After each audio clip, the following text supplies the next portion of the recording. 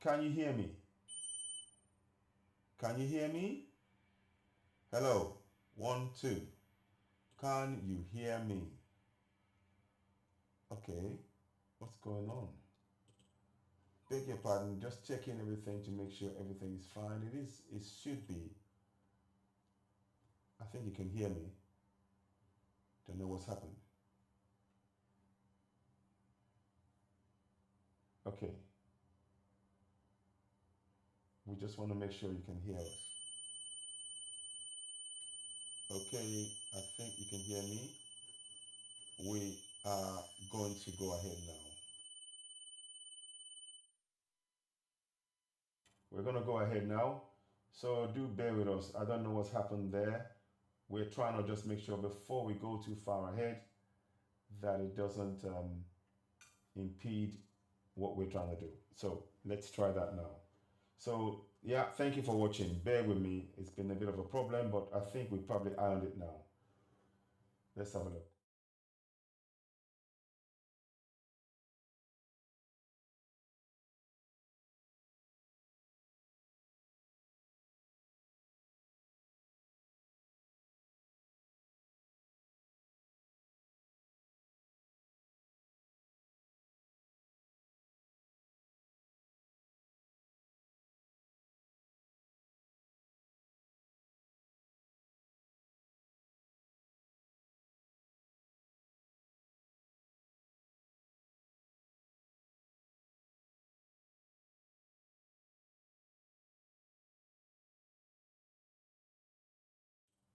Yeah, let me try again. I'm just testing everything out. I don't know what's going on. Can you hear me? Can you hear me? I do not want to post this video until I know you can hear me. And that's concerning me. It's coming in and out. It's intermittent. Can you hear me?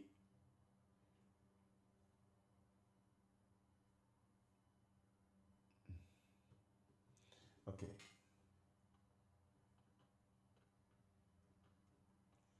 Okay.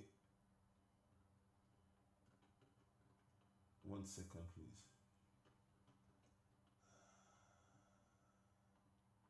Beg your pardon. We're just checking everything. I don't know what's happened today, but there's been some sort of technical glitch which we seem to not be able to overcome as we speak, but we're working on that. Okay. Okay. We will get there in the end. Just bear with me. I just need to make sure that this is correct and it is not giving us unnecessary. Let's have a look at this. I think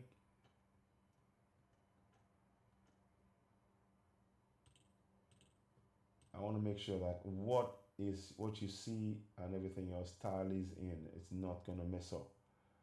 Okay, let me just do. Just bear with me, please. Yeah, it is a bit of a technical issue just now. But the thing is, I don't want to do it offline and think it's okay. Then when I go online, then it's a problem. So I just need to make sure that we've got that under control. That's not it. Okay.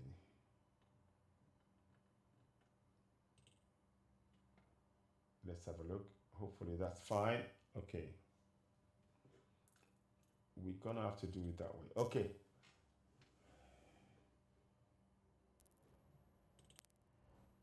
Okay. We're gonna just do one thing at a time, I'm afraid. It seems to be having some sort of problem. I don't know what it is, but we're gonna sort it out. Okay. Never mind. I'll be back in a short while because I want to start it properly. It's taking some time. Okay, let's get this done. Okay, I think we got it covered now. So do bear with us. Now we're going to replay what happened earlier on because the vocals were bad on the earlier broadcast. So we'll play that now. So thank you so much for watching. Stay tuned. We're going to broadcast the entire broadcast from the beginning. Here we go. And those of you who are on YouTube, you can see what I'm saying also. You can see the level of enslavement of the African man on the screen, and that's what we're really trying to address. We're trying to address that imbalance and correct it. Nobody else is going to do it for us. Nobody else. They're not going to do it for us. We will have to do this ourselves. We will have to put ourselves, wake up and begin to address these concerns because they are serious concerns. What does it say to you? Africans need to wake up. You need to wake up. Good afternoon, Olu. Good afternoon, Cookie Wookie Doo, David Whitaker, Alex. Welcome on board. I greet each and every one of you. And if you do want to join us on the invite, I'm through an invite, and I'm happy to bring you on board as well. Because what is going on right now is clearly not acceptable. It is not acceptable in any way, shape, or form. It is not something we should tolerate, nor should we accept that an African man on African soil is reduced to, kneeling before an idol, kneeling before an idol, and supposedly praying on, on his hands and knees. Um, African man, know thyself. African man, know thyself. African man, you say what? Know thyself.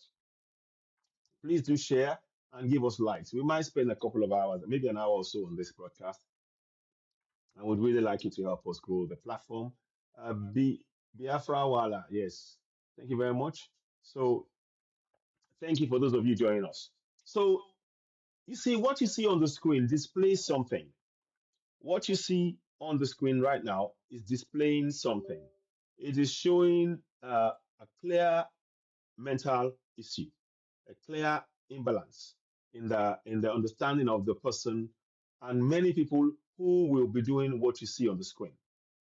As an African, for the fact that this African is doing this shows clearly that they are not that you see on the screen. And those of you who are on YouTube, you will see that as well. We're going to be streaming this again on Facebook later on.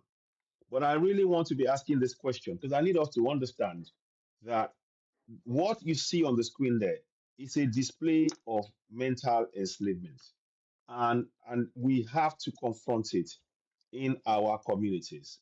It is as simple as that. We must confront it in our communities. For too long, many of us have been silent and oh, they're doing God's work. What is God's work and who is God? Who is God? Um, that question, what is God's work and who is God? You need to ask that question as an African.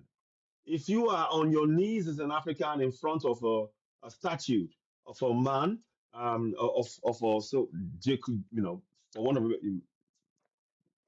one of a better word, for Jesus, whatever it is, then you need to understand that that is actually there's an issue here, and you have to address this in a much more um, cogent manner. You don't know your history. That is what is you by being on your knees in front of the statue like this, and actually sort of saying you're praying to something on your knees and you're bowing to a statue of somebody, an idea. You know, just go and look at the Nicene Council. Type Nicene Council. Find out what you can from there. You just do some research before you do this. Don't follow these things blindly. What we're saying is don't follow these things. And what is worse is that you see, the problem now is that Africa is stuck in that mental mode. Whereas there are other things that are being put forward now to keep it that way so that Africa does not find its feet again. And it's our role as people to actually address this. It is our role to confront it. We need to. I'm not castigating the person when I'm showing this. I'm not angry at him. It is simply a confirmation of how deep the mental enslavement process has gone in our community. And mark my words, we have all been affected, including myself. And that is why I am very, very, very, very keen to talk about this issue. You know, if you look at the face of the lady on there, it signifies the shock and the horror of that situation. That people, Africa is the richest planet on the entire, um, richest continent in the entire world, and yet the people are reduced to actions such as this to believe that they will find, they will get a better life when all they need to do is to reconnect to what the essence of them being, what is in their DNA. Reconnect to your Africanness to get the greatness within. That is what we are trying to really bring about here. Ibrahim Kabia, thank you very much.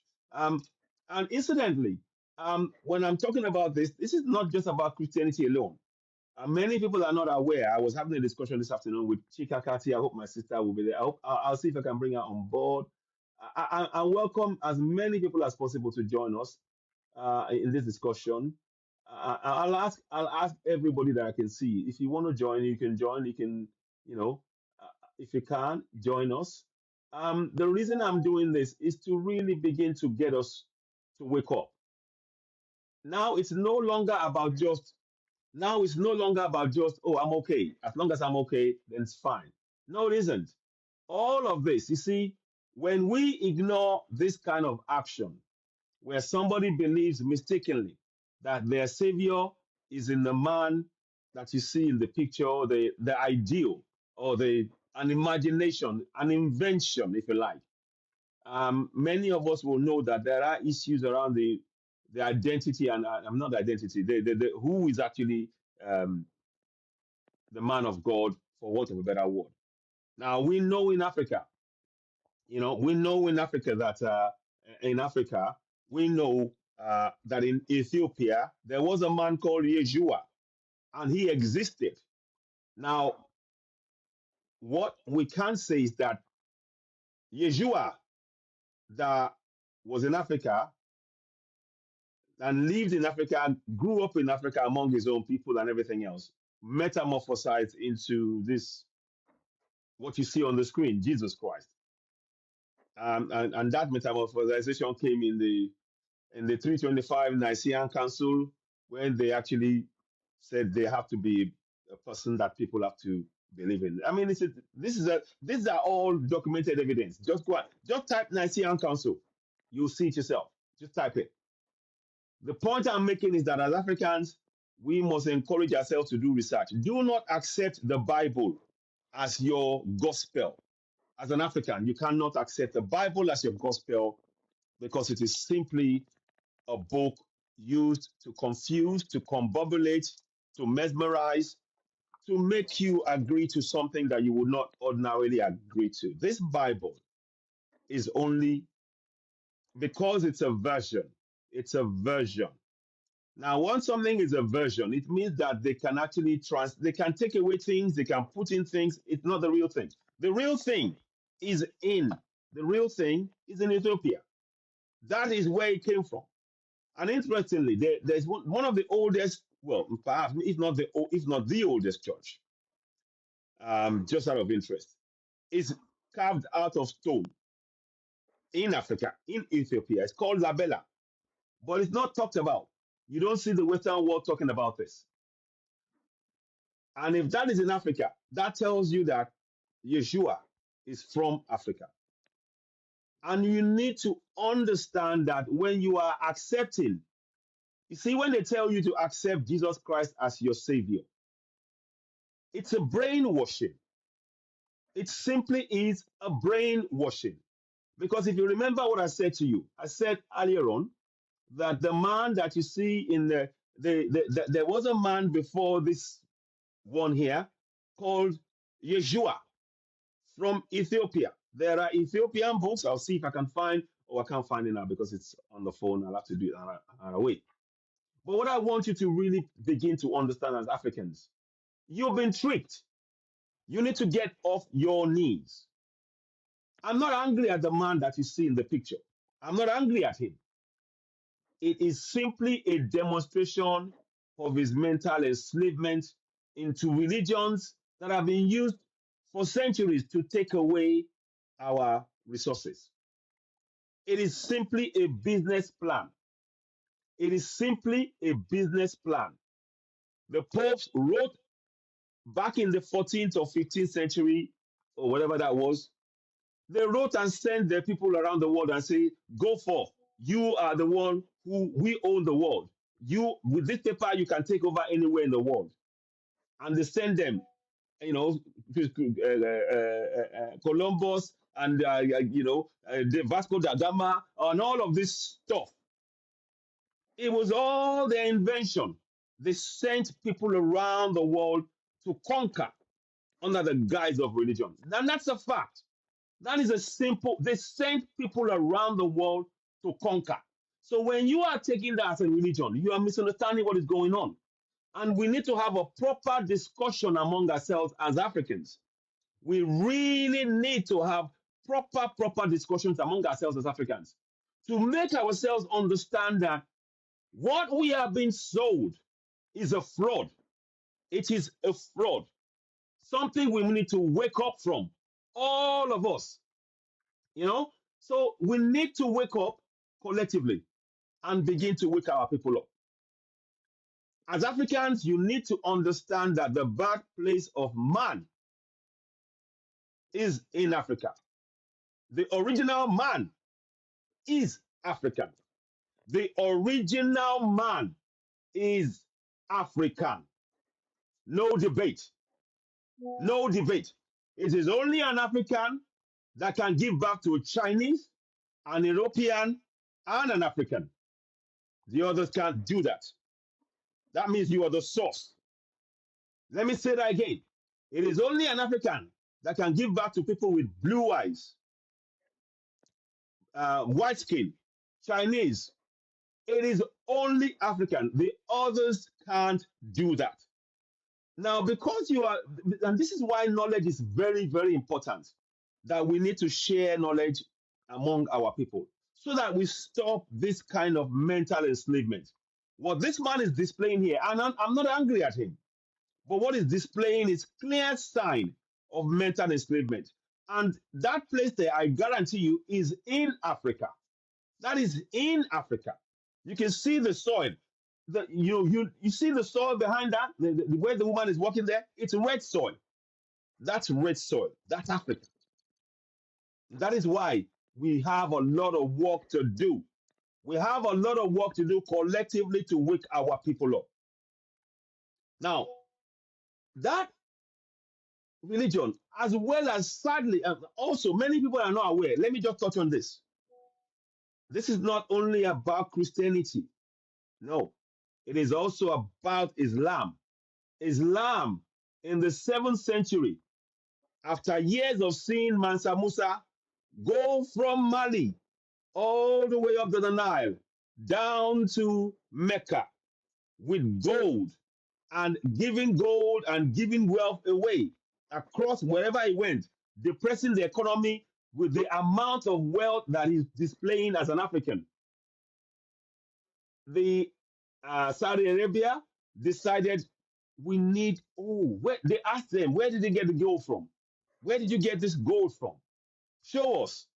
So they came back to Mali and they saw gold.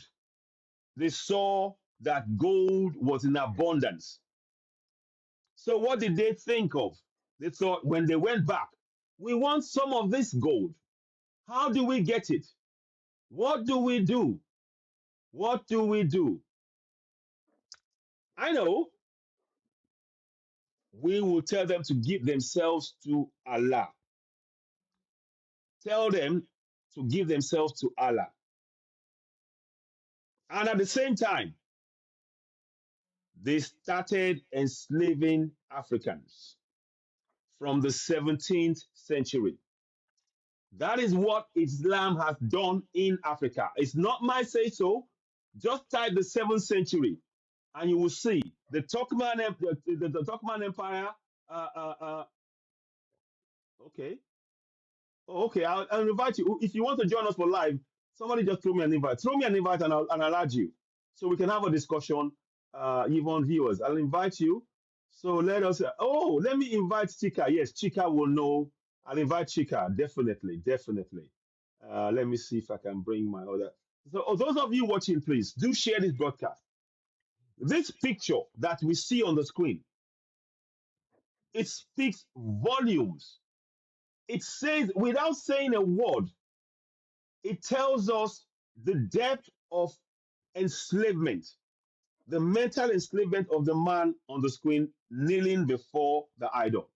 It talks about the issues of the fact that in the very center of the being, in his psyche, he has been reduced. He has been reduced to hopelessness, to no self awareness, to lack of knowledge of self, to no knowledge of his ancestry, the greatness of the many African kingdoms that existed, that made the world as we see today. The first transatlantic travelers across the sea are Africans. The Aztecs will confirm it to you. These are things that many of us don't know. So when they tell you it was Europe who did this, no. The birthplace of civilization is Africa. Period. Let me spell that for you in case you understand. Period. Okay? So these are the kind of things that we really need for us as Africans to understand. As an African, if you are still bowing to this, to what is going on now, then we need you to really wake up. There is a lot of awakening going on. There is a lot of awakening going on. And we need to do more. You see, the more that the man is on his knees, and many others are on his knees, it is a sign that Africa will remain underdeveloped. For as long as we have many Africans doing exactly what that man has done, is doing, it shows a sign of our enslavement. Now, I haven't forgotten, I was talking to you about the Arabs in the 7th century. Right up until the 14th century, 7th century, up until the 14th century, the Arabs came. Remember, the man, please remember this, the richest man that ever, ever, ever, ever, ever, ever, ever, ever, ever, ever, ever lived is Mansa Musa. He's an African. Never forget that. And there is a reason for that. In Mali and in those areas where he came from, we had gold. We still have it till today. Why do you think the French are in Niger, Burkina Faso, Mali? Why do you think they're there? Why do you think Gabon? Why? Because of our resources. And they use this religion to enslave our minds. They use it to enslave our minds. It is our responsibility to wake up. It is our responsibility to wake each other up. And that is what at Cafe Coffee, welcome on board. Thank you very much. We need to wake up. This picture speaks volumes to what we went through. So, like I was saying, the Arabs from the 7th century to the 14th century, they were enslaving a lot of Africans. They were catching. Till today in Sudan, there are some people there is parts of Sudan where there are people who are Arabs and people who are Africans. And it is because of the slave trade that the Arabs did. The Arabs went all the way into Africa as well. And they enslaved. They were catching people. The Arabs began slave trade. The Arabs began the slave trade, the trafficking of humans. They began it from the 7th century. Now, in the 14th century, Europeans heard about this gold story, about Mansa Musa, and they wanted to go and see who's this man you speak of? Show us this person. So the Arabs showed them. And then in the 14th century, the Europeans said, well, I want some of that as well. Yes, we would like to have some of that. So in the 14th century, 1498 or thereabouts, 14 something, they began their own version of slave trade.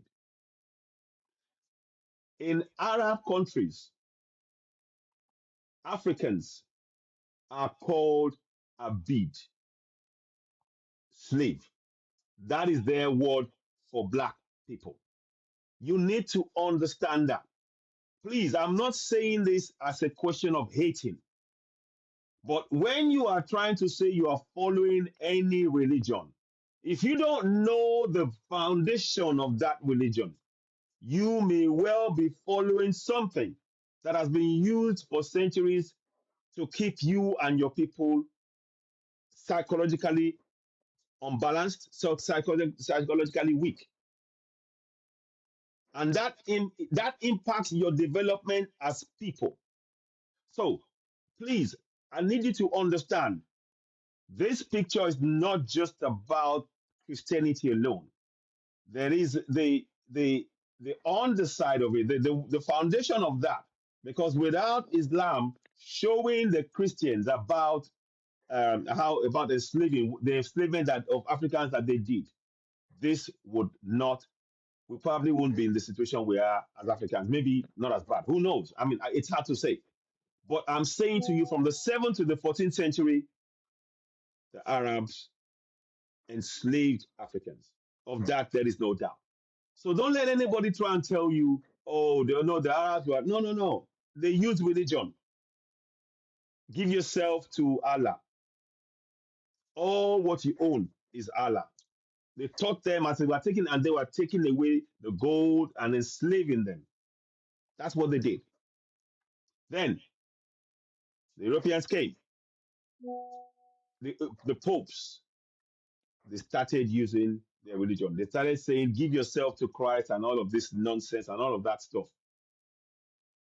Again, if you look around the world, the popes came and used religion. They gave their people treaties, their whatever they call them, the people that they sent around the world, the Columbuses and everybody else, the Vasco da Gamas, the Livingstones and all of that. They gave them papers to say, no, no, now you tell them that we are the ones who are going to rule the world.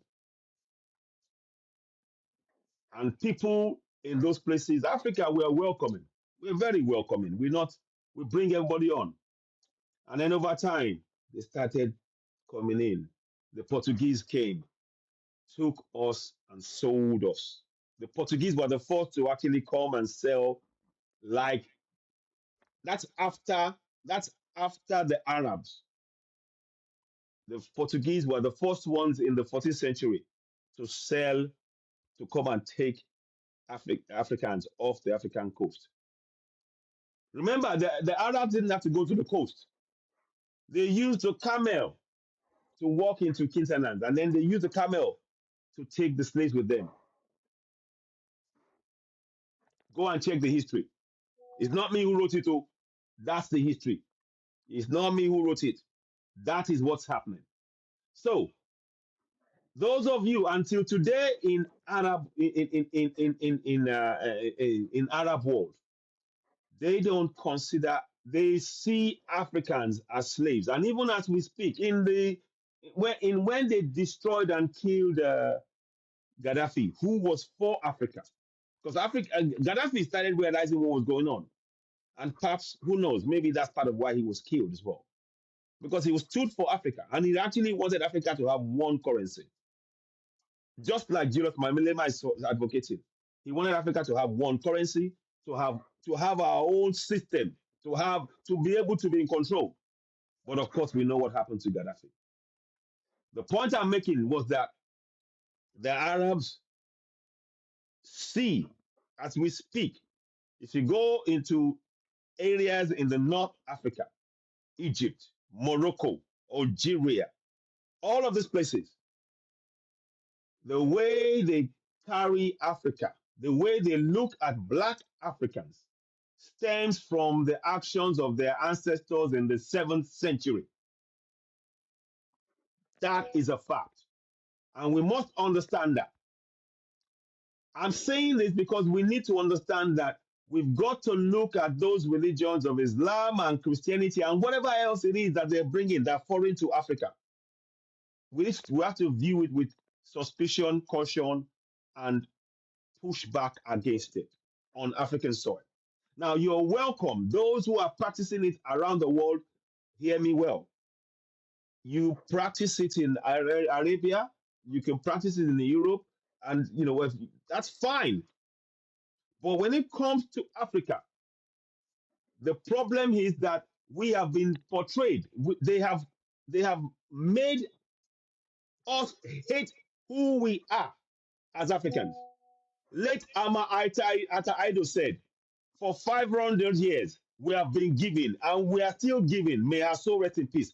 Look, I can find, I'll see if I can find that quote. Late Ama Ata Ido, a great African woman, she said it. She said, for 500 years, we have been giving and we are still giving our gold, our cocoa, our everything you take.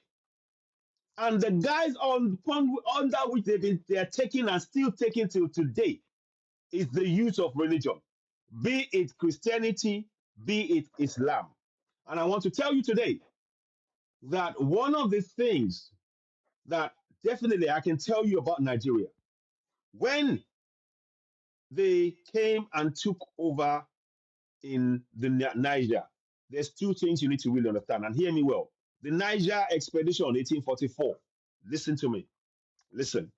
Now, the colonials, i.e., British, the British, the German, and the French were fighting. You need to understand it. They were fighting over who was going to be in control of that area because they knew it was wealthy.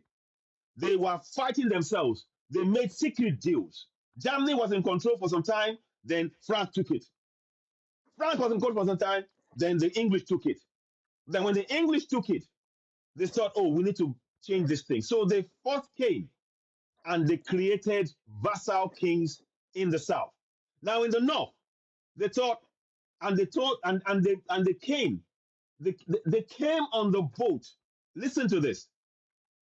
They came on the boat with Christian pastors and evangelists at the same time as they were making our kings vassals in our own land, in Nigeria, in Yoruba land, in Igbo land, in Benin. In 1897, they killed Oboborom. 1897, he was killed because he fought and resisted the British. And you all know what they did. They carved up everything. In museum today, what they stole from the Benin Kingdom is in British Museum. Why am I saying all this? Why? Because when you are practicing that religion, it's been cleaned out. Yeah, of course, I disagree with them. I agree. Stardust. Of course, I disagree with those who are selling the chiefs and kings selling merchants. I agree with them. I agree with you. There are some people who did that, and I'm not going to. You're not going to lie about that. But you need to understand that when a system has been put in place, they made Africans become crabs in a barrel. When you put crabs in a barrel together, and it now becomes a survival of the fittest. That's what happened. They had to do something to survive. But you have to look at on the foundation and understand that what was done, even those who you call stand high, Maru. Thank you very much, Maru. Thank you very much. I appreciate you. So even those you call powerful, let me tell you something. Go and look in America today. Anywhere around the world, you can be as rich as you like as an African, but they can call you names. They can treat you badly with your money. What does that tell you? You can be as rich, you can be as rich as anybody in the world, but they can treat you with, they can be racist towards you. That's a fact. This is not about now. This is not. This is the. There are so many stars that have been treated terribly because they keep it's a way to remind us don't forget your place. Don't forget your place. You're a black man and we rule this world and you will do what we tell you. That is a fact. So when you start seeing somebody kneeling down like this, it is not their fault. You see, there's a saying you are a product of your environment. You are a product of your environment. Now, let me just, I'll explain that more. Now, I was telling you about what happened in Niger, in Nigeria, and the Niger expedition. So in the south, they came and they conquered and they made all the kings in the south vassals. Go look it up. The king of Oyo was made a vassal. The of Obarem was taken off his place and they put somebody else in place. All over, they forced them. They said you either you agree to our treaty or we take you away. And they made sure that the people would not practice their beliefs. They destroyed all our cultural, the prayers and all of the artifacts. They took them away. They took away all of those artifacts and put them in museums so that they could separate in our minds psychologically. They could break us apart. These are facts of what happened. In Germany, you will see artifacts from Africa. In France, you will see artifacts from Africa. In the UK, you will see artifacts from Africa. In Netherlands, you will see artifacts from Africa. In Spain, you will see they took it all away to separate us psychologically from our ancestral beliefs. That's a fact. They separated it. It was separated out. You need to understand this. So when you are talking about you are a Christian, you are a Muslim, you are practicing what was imposed on your ancestors. You follow me? Are you following me? You are simply practicing what was imposed on your ancestors. The irony of the situation is that those who stole those stuff and forced you on the religion, they are profiting from what they stole from you and I, our artifacts, in museums today. But they are telling us about morality. They come and talk about oh, good people. Yeah, I'm a person of God and all of this nonsense. They stole. They didn't just steal an artifact. They separated us from our ancestral beliefs. Are you hearing me? They didn't just store artifacts. What they did was to psychologically break Africans. And you need to understand that. So when we now see the picture of this man kneeling down, it is a product of the psychological destruction of African men and women on the African continent by colonizers. Fact. Fact. Now, remember I was talking to you about what they did to Southerners, taking over, forcing them to be vassals. Now, in the north, they took over in the north. The north fought. But they, one of the things that Lord Lugard was talking about, they said, oh, no, you know what? In the north, they saw that they had very, very brutal way of treating their people. And that stems from Islam. That stems from Islam because don't forget, Islam had already been enslaving Africans. So the systems of governance that was put in place on Africans, that was being used by the Songhai Empire, was heavily influenced by Islam. So what did the British do? They thought, oh yeah, we like it. We can control the people like this. They killed all of the leaders. But then they left, they said, no. Look, we want you to practice your religion. Don't change your religion.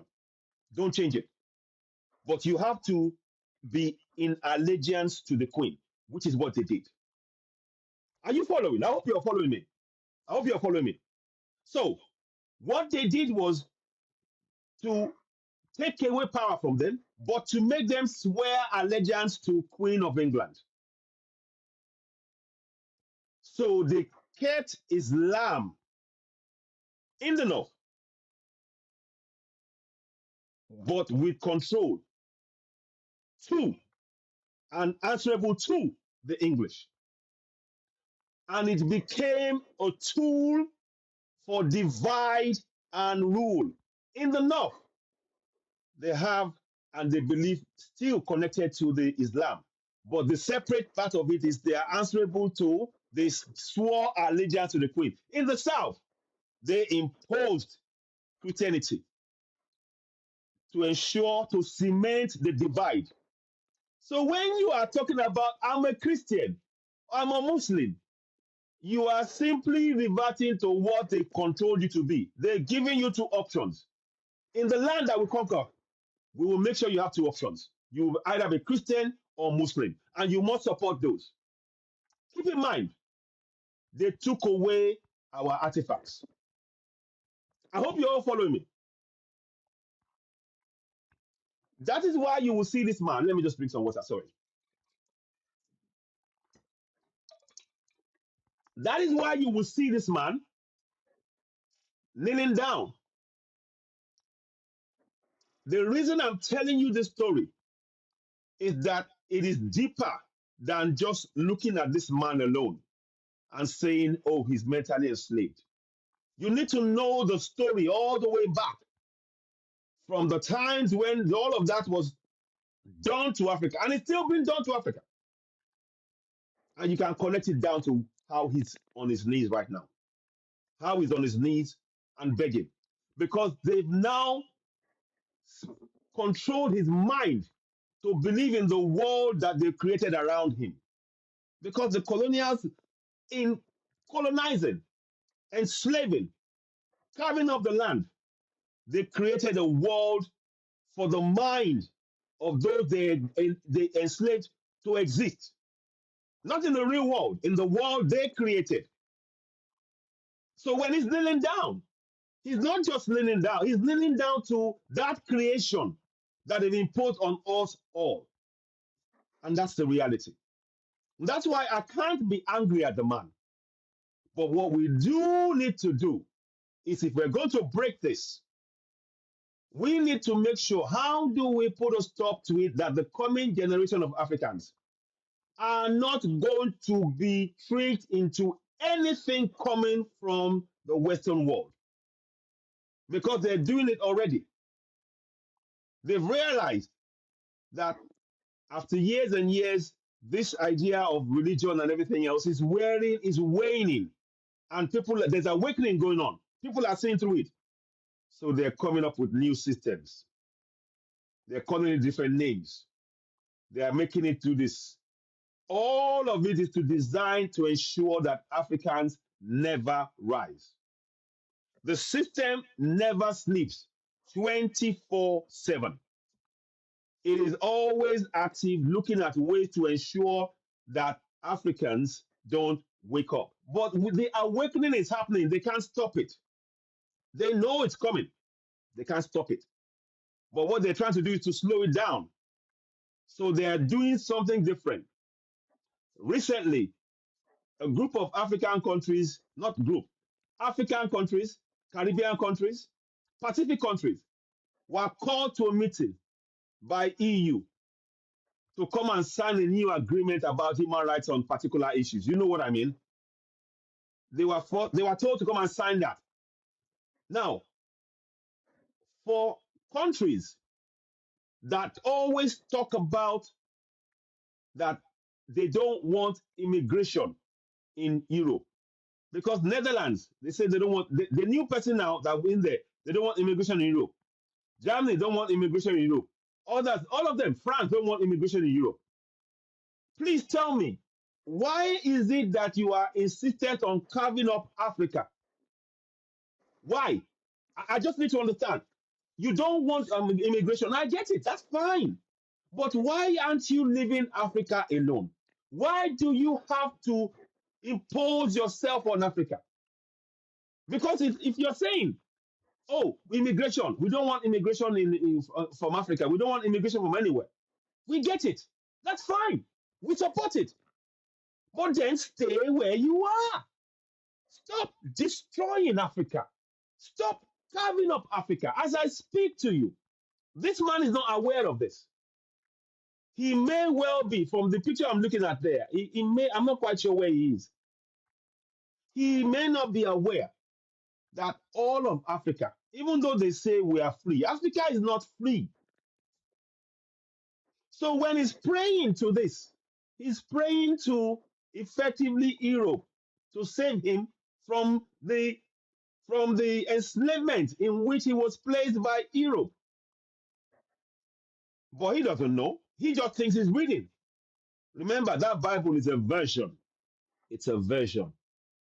The real deal is in Ethiopia. I'll see if I can find a picture somewhere.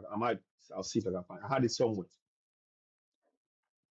And the point I'm making here is that all of us as Africans, it's time that we begin to wake ourselves up.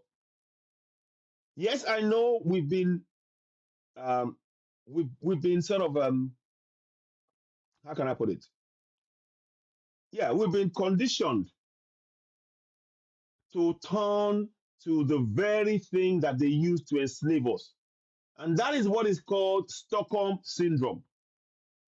When you are forced, when you have a problem, the very thing that they used to enslave you is what you turn to solve the problem, which is the religions. When we have problem, we will go in the church.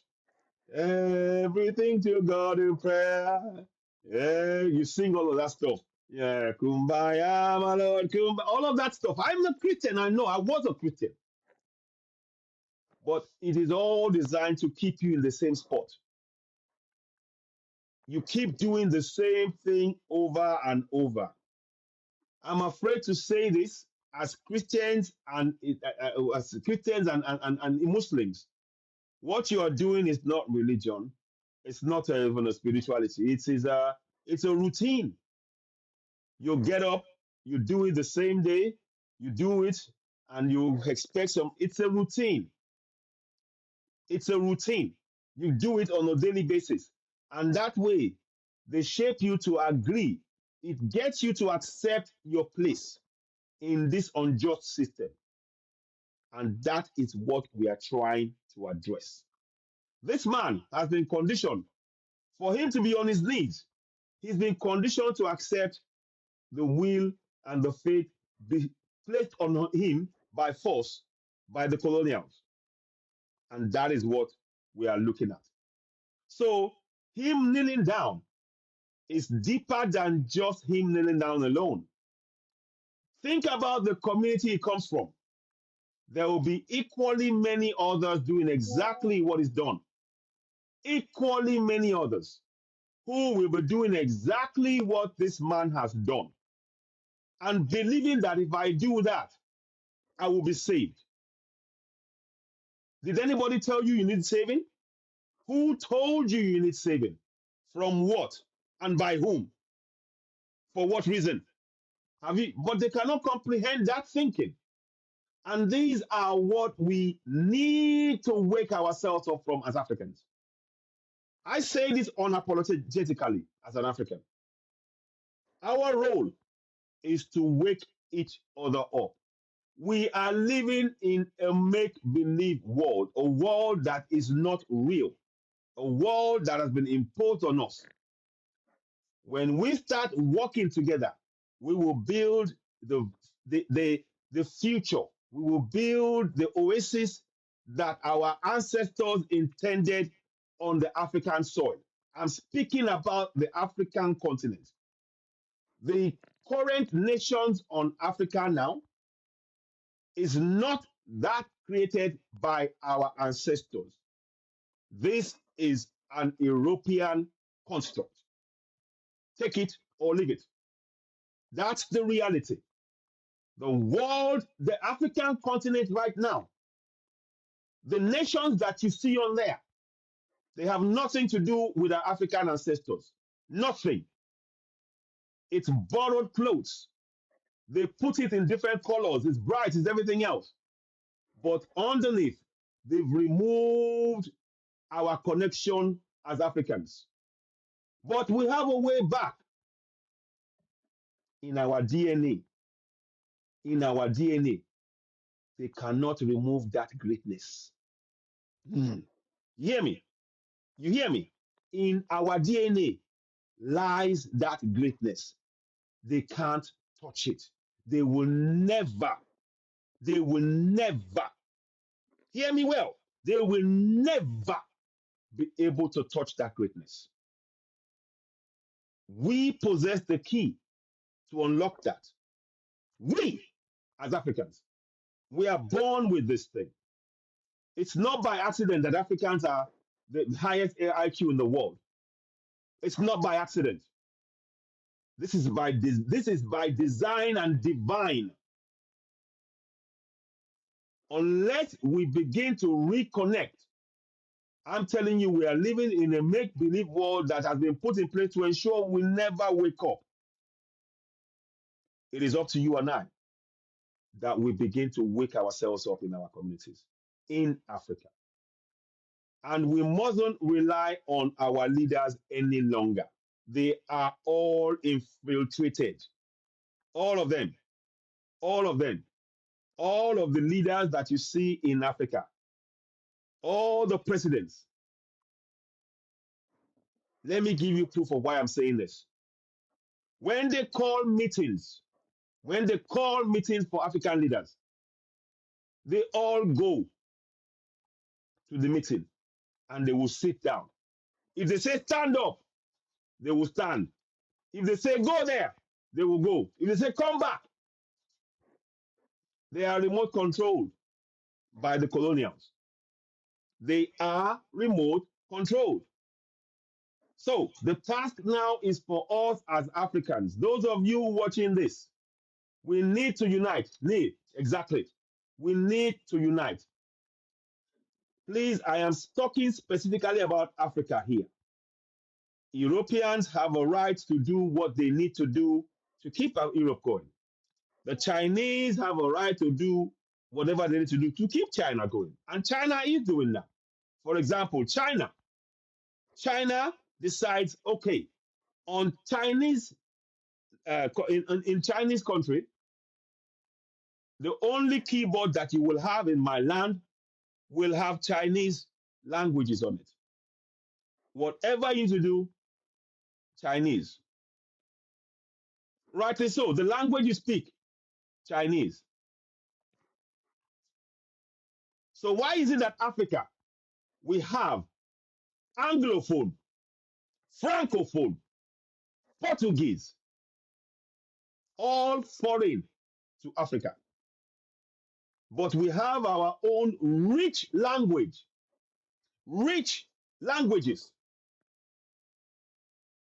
Swahili, Bantu, so many, Yoruba, Igbos, and wonderful languages.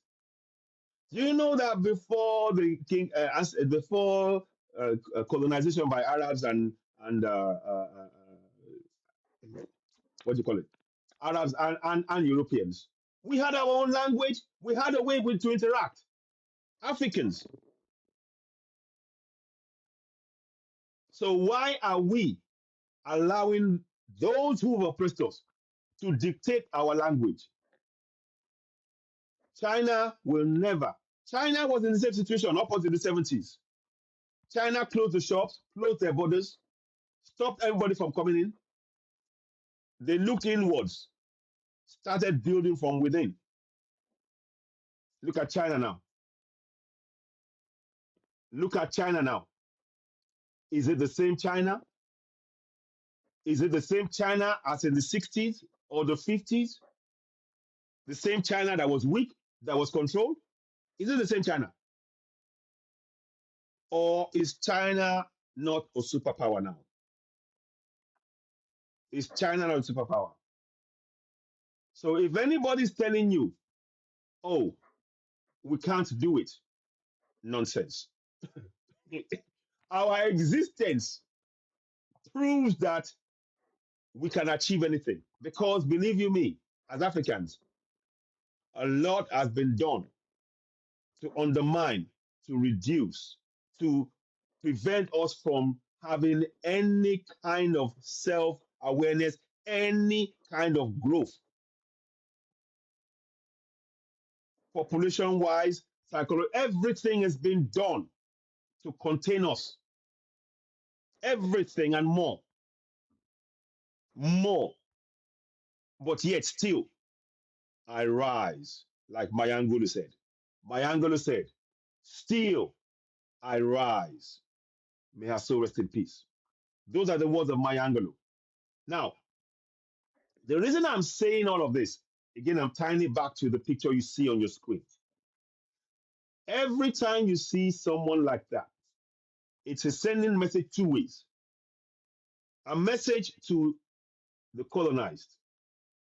When you see your fellow bowing and bending to us, you do the same. Message one. Message two, the colonizers.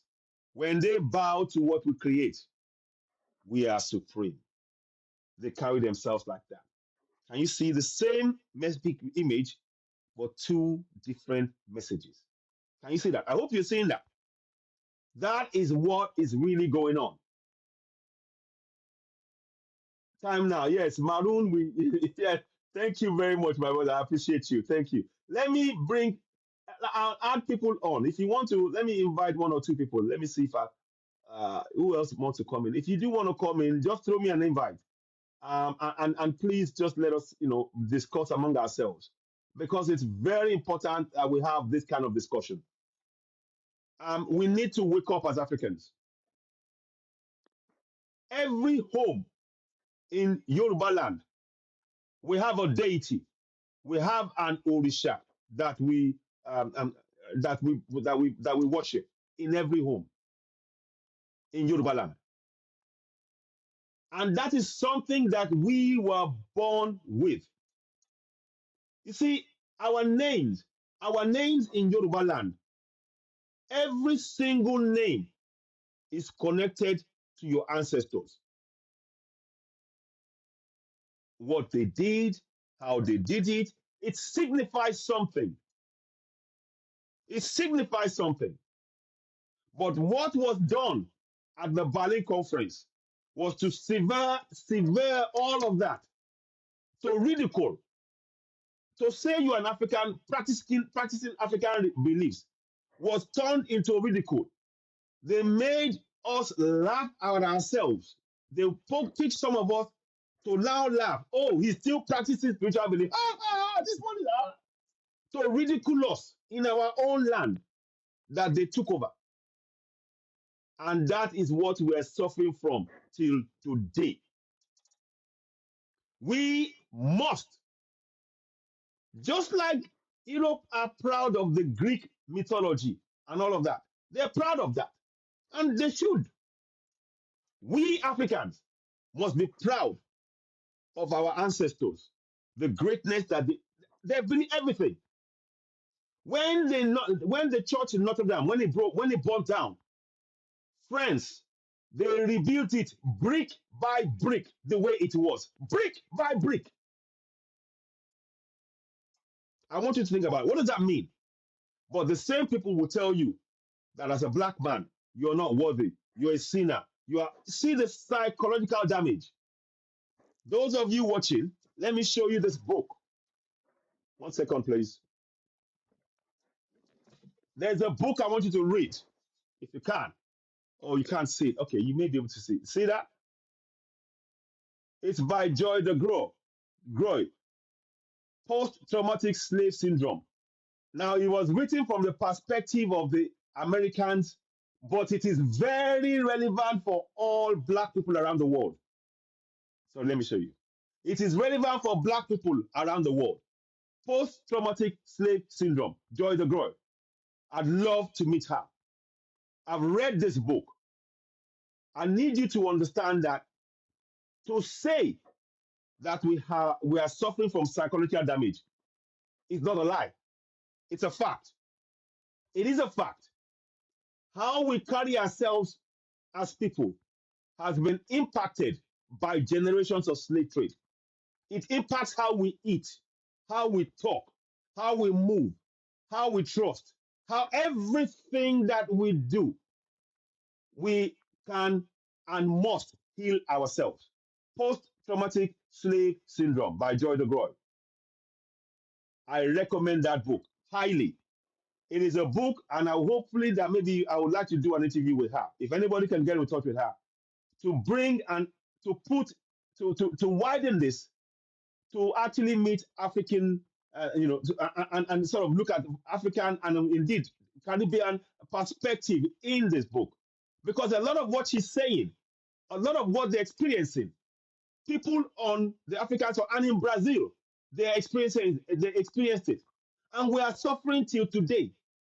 In every family, the trauma that has been undiagnosed is having huge impact on all of us.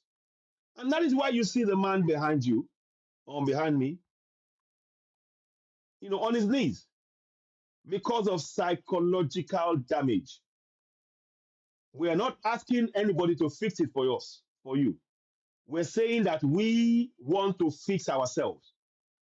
You see, the damage that has been done, it is so severe that it is still the newborn is impacted by that damage. This book, please take a picture. I'll hold it there. So I want you to make sure you have it. Take a screenshot. Please take a screenshot of this book. Hang on 1 minute. I need you to, sorry. Anyway, I'll try it. You saw it before.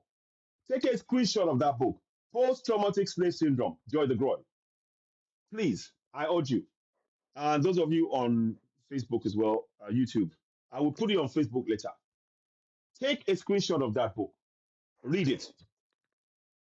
Let me give you a line in what she says here. Okay, so now,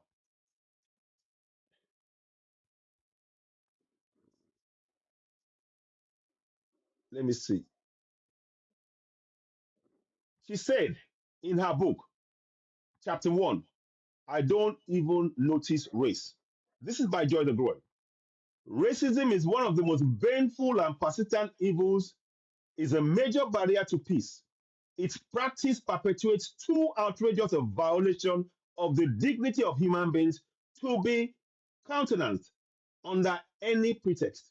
Racism retards the unfoldment of the boundless potentialities of its victims, corrupts its perpetrators, and blights human progress. Recognition of the oneness of mankind implemented by appropriate legal measures must be universally upheld if this problem is to be outcome and overcome. The Bahia Universal House of Justice, 1985. That's just one excerpt that I read there. Let me read you one more. I'm just going to flip again. I want to read you one thing that she said. There was one story she told that was quite painful about how black people, because of how we've been treated, the trust among us, because of what we went through in slavery, we don't trust each other. The trust has been built towards those who don't look like us. Think about that for a minute. Psychologically programmed to trust people who don't look like us because we've been conditioned to believe that we are not trustworthy. Think about that for a minute. I want you to think about that for a minute. Let me see if I can find. There was a section in the book. She talked about that. And it is quite painful. And each and every one of us walking around, we need to understand that. And I'm not saying this for you to feel, oh, but we need to understand that there are certain things that we're doing that is out of our control by dint of enslavement and ongoing colonization.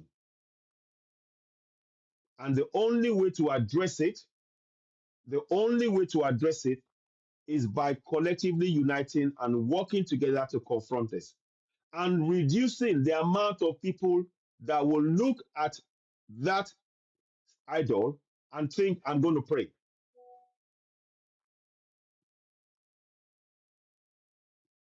I hope that makes sense. We need to do a lot of work in our communities. Our languages is very, very important in this because the colonizers, they turned us against our food, our language, our clothes, our culture. Remember what I said before. In museums around the world, our culture, our artifacts that were powerful, they are put behind glass ceilings. They are put behind glass ceilings. Have you wondered why is that? Have you wondered why is it that they put all of those things behind glass ceilings? Yes, we know apart from stealing, could it be that they also know that there are some powers that were in those things that our ancestors put in? And to make sure that we never get that connection to be able to realize who we are, it is behind thick glass. Oni of Ife is having to go to London to look at the head Olokun of a king that was in our soil, that was carved in African soil. He's having to go to the UK museum to look at it. Something that is from his own ancestors, that is a king, and talk about it. You see that we need to unite. We need to unite as Africans.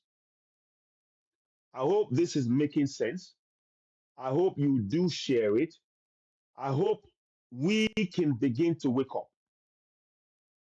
Both religions, what I'm saying, by what I have said earlier on, moments ago, when I talked about how the colonials used the division of Islam and Christianity to create division so they remain in control. So when you say you're a Muslim as an African, do you know what you're saying? When you say you're a Christian as an African, do you know what you're saying? Because I put it to you that what you're saying is, I am choosing the sides that have been put before me by my colonials. And I am happy with that, knowing full well that it is used to divide and conquer me and my people. That's what you're saying. In essence, that's what you're saying. So when I say that, I know a lot of people will be triggered mentally. Africans will be, because you don't play with your religion. And they made that religion so. They made it your core.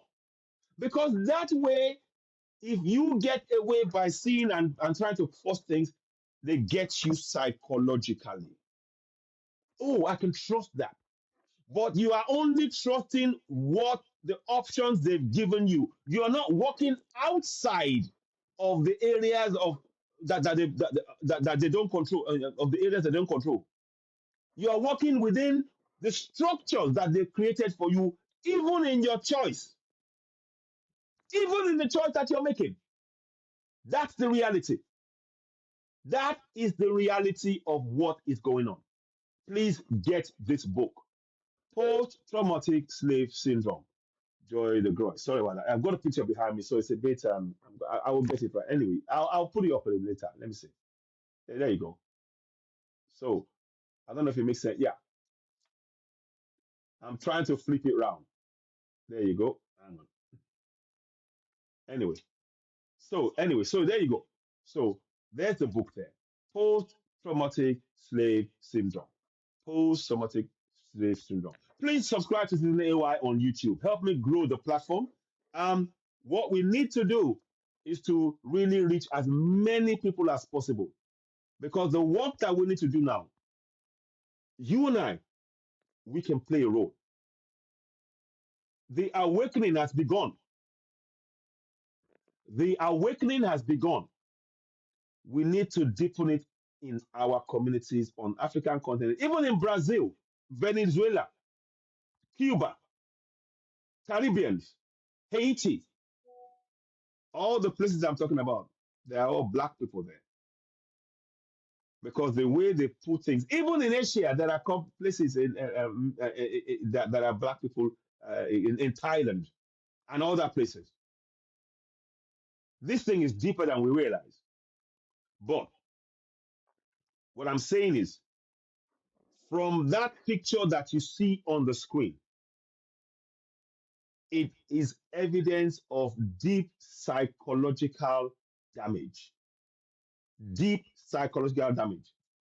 The only people who can fix that damage is us by working together. The only people that can fix that damage is by working together. And I happen to think that I hope I get to meet Dr. DeGroy and we can do courses. We need to organize courses. And I want this in our languages. This must be translated into Yoruba, into African languages, all over in the Caribbean. This is something that is so important and begin to design it to suit our local needs to wake us up, to break free from the mental enslavement that we all suffering from. I know people don't like to hear that. I know people find that difficult to conceptualize, but that's the reality. When I read that book, I wept. When I read this book, I wept. I wept because I understood without her talking, and she was talking to Americans, but I promise you, she was also talking to all Africans because the only difference was the location. The only difference was the location. The experience was the same. The only difference was the location. The experience was and is the same. Get that book. Get that book. Post traumatic slave syndrome. Get that book. Yeah. Let's see if you can see it. Yeah. Post traumatic slave syndrome. Please get a copy of it. I urge you. And I would like to, anybody who can get in touch with Dr. DeGroy, I'd like to actually bring her on the platform and actually, talk to her so we can actually expand and, to really discuss what she talked about because it hits home on so many levels. Down to how you even eat, what you eat. A lot of stuff that we ate and we had to beautify were leftovers, things that should not be eaten. And we call it delicacies now. Because of the force, we were forced to be eating what we shouldn't be eating. And we called it names to make it palatable for us to cope. And now it's a delicacy. But we don't know this. Down to beatings. How many of you know about what is called buck breaking? How many of you are aware of what is called buck breaking? Buck breaking. Go look it up. It is essentially where slaves that were very, very tough slaves, big, strong black men that they couldn't break down psychologically. They would call them, the head of the slave farm would call a meeting in front of everybody, bring the big, black, strong guy. This happened in Caribbeans. People of Caribbeans will know what I'm saying. And they raped him in front of the community to show their power. Yep. Buck breaking. Yep. Now tell me, isn't that going to, that not only destroys the man, but it destroys the entire community, doesn't it? Psychologically, doesn't it? But that's not been dealt with. Oh, some of them are not even saying, they don't even want to say sorry for what has been done. They don't want to say sorry. So the man here, he doesn't know what he's doing because, because of the conditioning. And we as people must begin to really harness our communities. Wherever we are, we must begin to build African communities. I want you to know that what you are calling money and you think you're wealthy is an illusion because it can be taken away just like that. Like that. The real wealth is when Africa is free. Now you will know what wealth is. Yeah. Up until then, this make believe world that you're living in is make believe because you're not free. Africa is not free. Let me say that again. Africa is not free. Yes, Ibrahim Traore, salute to the young man of Mali. General Chiani of Niger, salute to them. Goita of Mali, I think. And then finally, I think there's one more, Guinea, I think. But if you look at it, Africa is not free. The currencies that we use in Africa is controlled by the colonials. The African Development Bank is controlled by Europe. The AfriBank, the Arabs, they control it. Our resources, we don't get to determine the price of our own resources in our own land. We don't get to name our countries ourselves, except for two places, Burkina Faso, Ghana. Yes, we know Ethiopia as a name that hasn't changed. Good. But what I'm saying, in a sense, we are not in control of our own security in Africa. We're not. As we speak on a daily basis, planes are flying out of Congo, out of Adamawa in Nigeria, and places where there are mineral resources in Africa, leaving Africa. And those resources are not benefiting Africa. We're not in control. If you're not in control of your continent, you're not free. Until recently, Africans, and even now as I speak, an African cannot go across Africa without requiring visa. Now, Kenya has said they are free to come to it, and Rwanda. But I'm telling you right now, in Europe, even though they say, oh, they've got EU and UK now, you can still travel freely across Europe as a European. Nobody will stop you. Fact, go check it up. In Africa, we're not free to travel around in Africa. Instead, we are, listen to this, to show you that we're not free.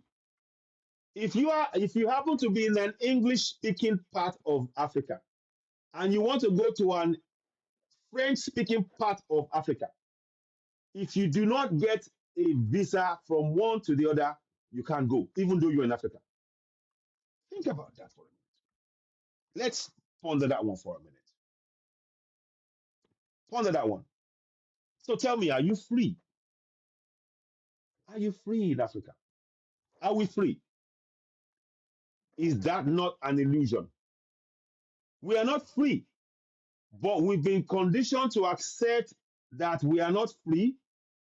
And instead of taking action to deal with that, we fall to our knees and pray to the very people, to the image of the very people who put us in that situation. Is that not psychological damage? Is that not psychological damage? The picture is unbelievable. Well, it's true. Prince Taye, it is unbelievable, but that's the reality. Please do share this broadcast, subscribe. Let us reach as many people as possible. As many people as possible. As far as Africans are concerned, we need to banish this kind of behavior among ourselves through sharing knowledge. Just saying, oh, he did the wrong thing, he's stupid, he's a fool, it's not going to solve it. We need to actually educate ourselves why it is wrong. And hopefully, Thank you very much, Kunle, my brother. Hopefully, having discussions like this is what we need to do among ourselves. I am calling this kind of discussion. I am spreading love among Africans. I'm literally spreading love among Africans because it is easy to just say, "Oh, this one is that," and that is what they want. The system wants Africans to fight Africans. It will only survive. The system will only survive. Get this, understand? The system will only survive for as long as we continue to fight the battles they want us to fight for them. For them, not for you. There is no battle that you engage in on behalf of the system that benefits you.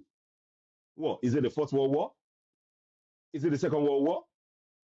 Is it the UN coming to Africa and under the guise of UN looting the resources and getting you to fight, to shoot your own people? There is nothing that you do that benefits your people. They get you to believe in their system at the expense of your own people. They get you to honor their own people every year in your own land, and they don't honor any of your own leaders.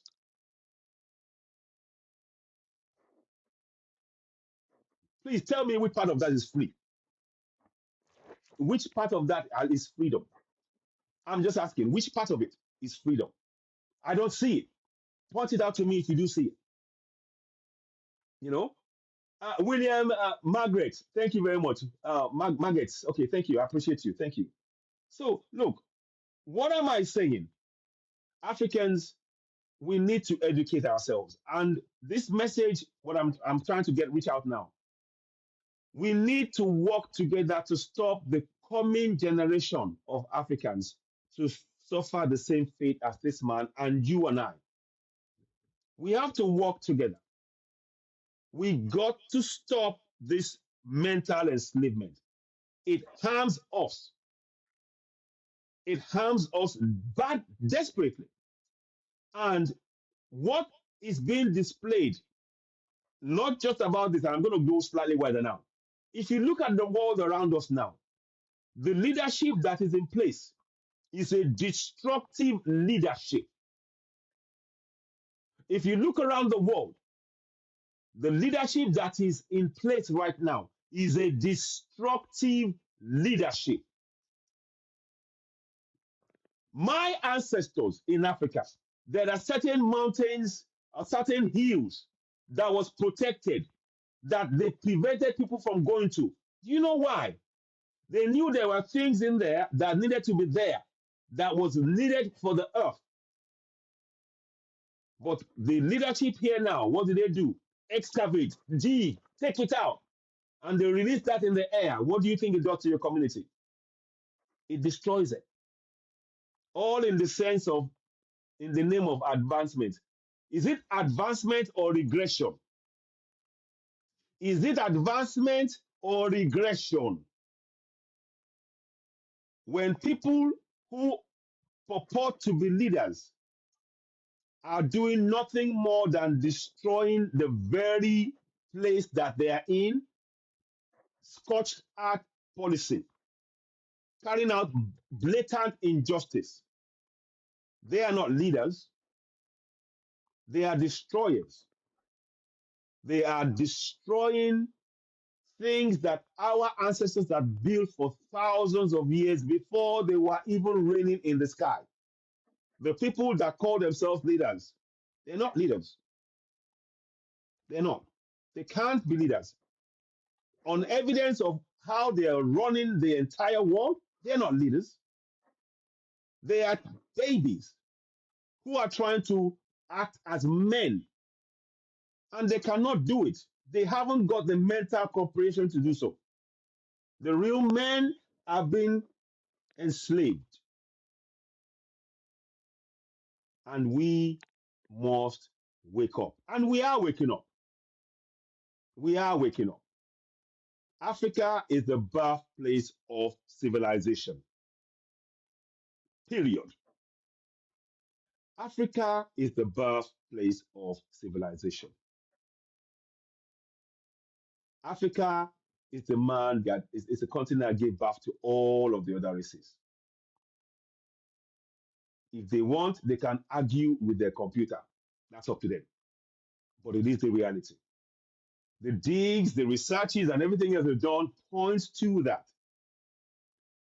Those who are engaged in this ruinous system cannot conceptualize nor bring themselves to realize the greatness of the African. It really it does something to them psychologically. To have to admit, yes, you're great. How did you do it?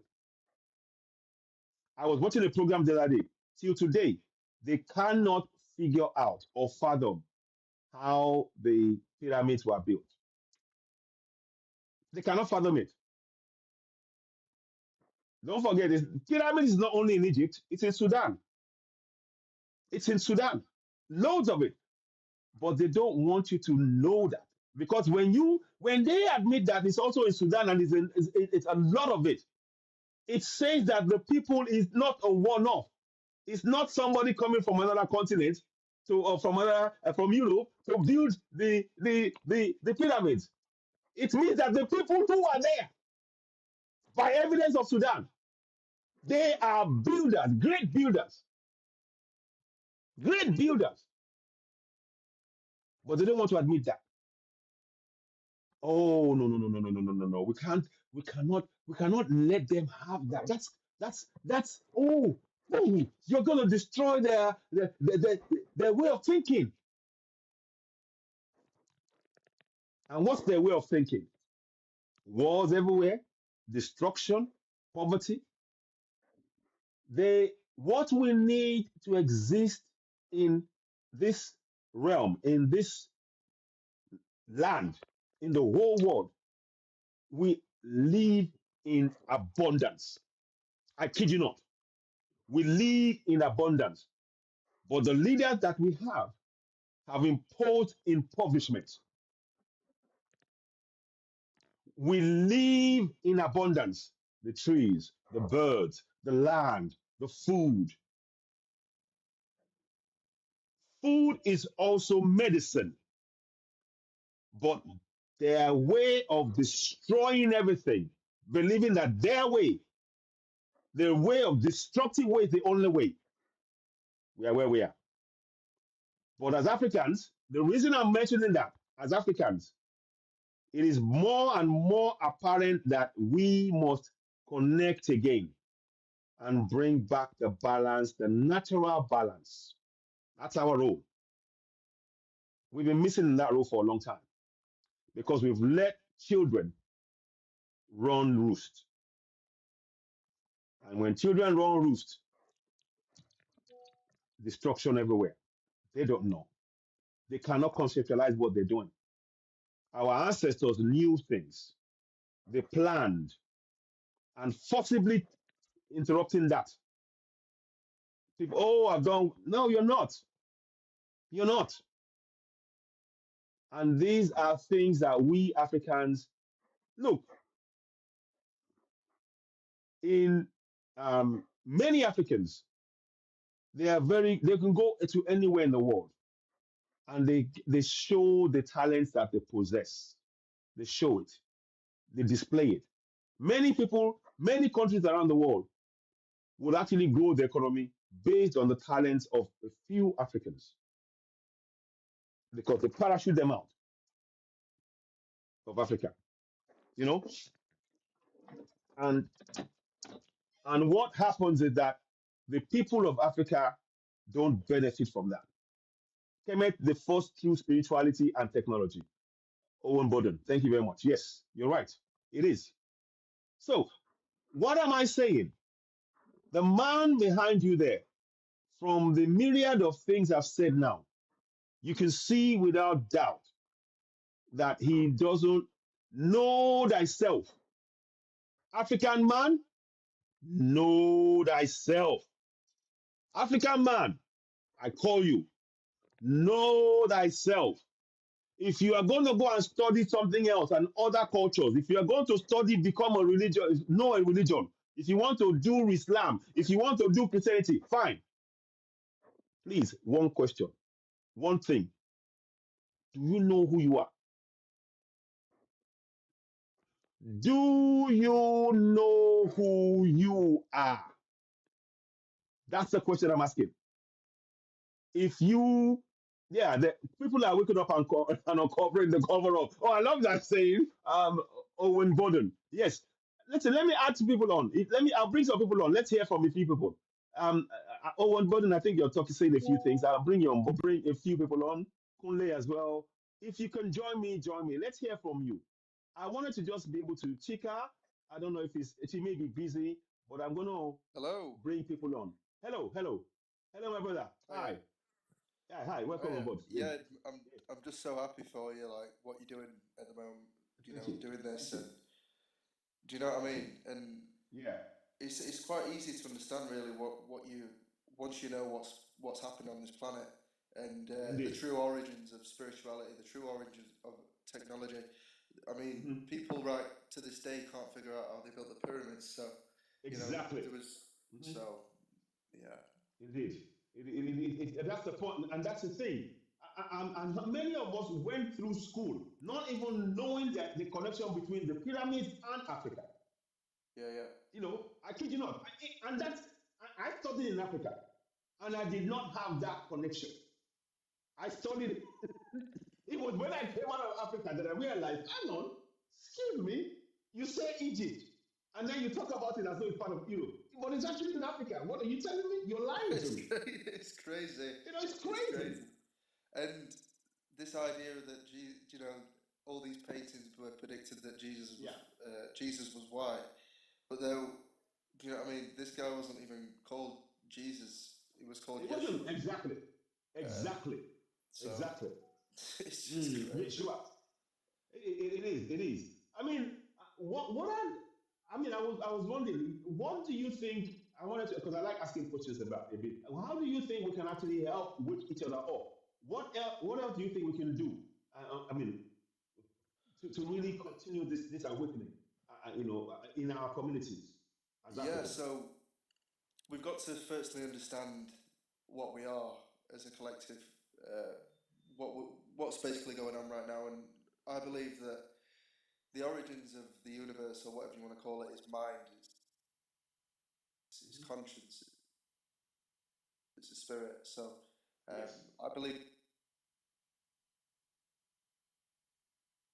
Way to arrive at this awareness and awakeness.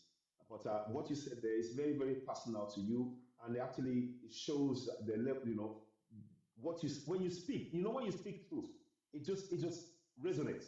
It resonates, and yeah, that's what I could feel from what you were saying. I could feel that resonation. I could actually hear it, and that's why yeah, yeah. I was asking that question. And So, but before I no, leave, I thank you. just want to say this to Yeah, everyone who's listening right now. yeah. You can get down on your hands and knees and pray to someone, but Hmm. once you understand that instead of praying, you can feel love, which is love for love for the world around you, to love your family, to love your friends, to love just Hmm. everything around you. Secondly, Hmm. you can feel grateful. You can have gratitude. You can feel gratitude. You can Hmm. feel grateful for being alive, for having a house, and for having all these amazing things. And then Hmm. thirdly, you can enjoy life just by trying to enjoy it through vibrating yourself. And Hmm. just, yeah, Hmm. instead of praying, getting down on your hands and knees and closing your eyes. What are you doing when you pray? You're closing your eyes uh, instead of opening your eyes and seeing for what it is. So it's all getting Yeah, debunked, it's all coming out, and people are waking up. And it fantastic. won't be long till they've got to start giving us answers. Exactly, exactly. Thank you so much, Owen Borden. I appreciate Yeah, you for your comments and for your contribution to this discussion. Thank you yeah, so yeah. much. And yeah, Thank you. so you can tune in and stay with us, and I'll let others speak as well. Thank you so much. Thank you. Definitely. Thank you so Okay, much. you're welcome. See you soon. Let's be in touch. Um, Timmy Sadi, are you there? You want to say a few words? Let's hear from you. Yeah, Timmy Sadi. Yes. Yeah, go ahead. good afternoon, Good afternoon. Mr. EY. Yeah, I met you earlier on Madam Chikati's platform, so Yes. and I followed you. So I saw you live. I decided to join you live. Thank But you. I don't Thank you. really know what the topic is about, though. I just came in. Speaks to the topic The topic is Okay. as a black man bowing to a statue of Jesus Christ. It has so many conflicting issues around it. Okay. Principally, the person who is bowing down, firstly, isn't aware of his own history. For him to get to the point whereby he's now seen having to go and bow to a statue shows that he's not aware of the greatness that he possesses within himself as an Okay. African. Yeah. So, and that was what was bringing the discussion out. And it then go into discussions about how we got to the point where Africans now saw themselves as lesser than anything else, and the kind of the systems that was used in terms of slavery, colonization, and ongoing neo-colonization, and how we need to wake up from that system to begin to take our rightful place as Africans. So I hope that Okay. makes sense.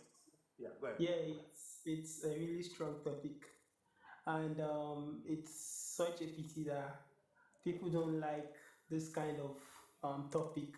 Most people they don't like the truth. Most Africans, let me not say people in general, we don't like to call a spade a spade. Mm-hmm. Um, it has really eaten really deep, and it to change their mindset because a lot of people have been brainwashed. You know, I Mm. was it's such a bit. I was born into the same the same thing. And my Mm. parents, Mm. especially my mom, she really gave her best to it. But it's such a pity that I lost her this year, and after losing her, though Oh, I know I'm there very are so sorry. many things. I know that Thank you. I know that so many things is wrong with the doctrine and everything, But as a child, as a child, then I couldn't really challenge my parent about it. There are limits to the questions we can ask. Yeah. That's just the way Africans are. You don't Somebody will just tell you this is you can see something that it's white, they'll say it's Mhm. black. You can see something that is black, they'll say it's white. You don't have the right to ask that question, Yeah. and all that. But I thank God for social media now. It's in a way bringing us together, and I Yeah. pray that it continues like this, where we have a voice to talk and call it what it is. Yeah. Because a lot of people are really dying. We have some people that instead of them to go to hospital to get Yeah. treated in whatever is going on with them, they'll decide to pray, and at the end they'll lose their life. They don't even know how it's going to be. Mhm. I Yeah. have this belief that whether you're Christian, whether you're Muslim, whether you don't serve anything, if Mhm. you are doing the right thing, I believe there's a place for good people. I know that. So Yeah. religion is not being used the way it's supposed to be. But Mm. the difference is clear. For this picture here, there's so many questions attached to it. There's so many, and I know a lot of people don't like to hear it, but I would always say the truth. Okay, Mm. I would stand for the truth. I represent the truth. I'll do my best to make sure I gather people around me that stands for the same thing I believe in. It's good, but the bad effect is having on Africa in general is too much. So we need to just wake up and let's just face it all together. We need love. We seriously need love because we Africans too, we are the problem. We are giving too much power to these people. We don't believe in ourselves. We don't believe in ourselves at all. We give too much power. You call somebody, you don't call your husband daddy as a woman, you call your pastor daddy. You take the best out of what you have to take to your church. You wear your best clothes. All these things. It doesn't make sense. There it wasn't like that before. So there's so many things that need to be done. Everybody just have to wake up. So thank you so much. That's all I'm going to say for now. Thank you so much. I really appreciate your comments, and please do, make sure we follow each other, and I'll Yeah, follow. I followed you already. I followed you Oh, on the fantastic. yeah. Thank you so much. Thank Good you. evening, everyone. Good evening, Citizen Good evening. AY. Good to Yes, see my you. brother. Yeah, good Good to see you. evening. Patience. God bless you all. Yeah, thank you. Go ahead. Good evening. Yeah. Let's hear from you. Can I say something, please? Yes, please. Yes. Okay. Go ahead. Yes. Yeah, I think. Thank you. You go ahead. I think for my own side, we need to do more because these things have eaten so deep in us. This guy here is talking about we don't believe in ourselves and we don't trust ourselves. It's not like that. The destruction of Africa is this so-called religion. Because if you look back, the people they now call Egypt, Yes. they were Kemet. Okay. Before they brought this religion, they built that pyramid. Then there was no religion. Then when you go to our country, our people used to do this their bronze and all the rest, which all those artifacts which they stole from our palace and all the rest. They did that time. They did those things before the Bible. Yes. You can see that after they brought this Bible up to date, they have not been able to do anything. Exactly. They changed everything, everything about our life. Now, I do ask some of my, because I was part of them, I must be honest, because it's good to be part and experience so many things that you have to sit down as a human being and think, is this thing really, is it real or is it fake?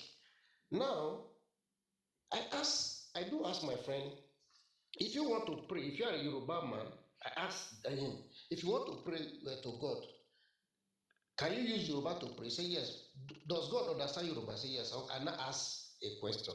Why is it that if God can understand Yoruba, if you are praying to God through Yoruba, why is it that when you want to baptize, you have to change your name?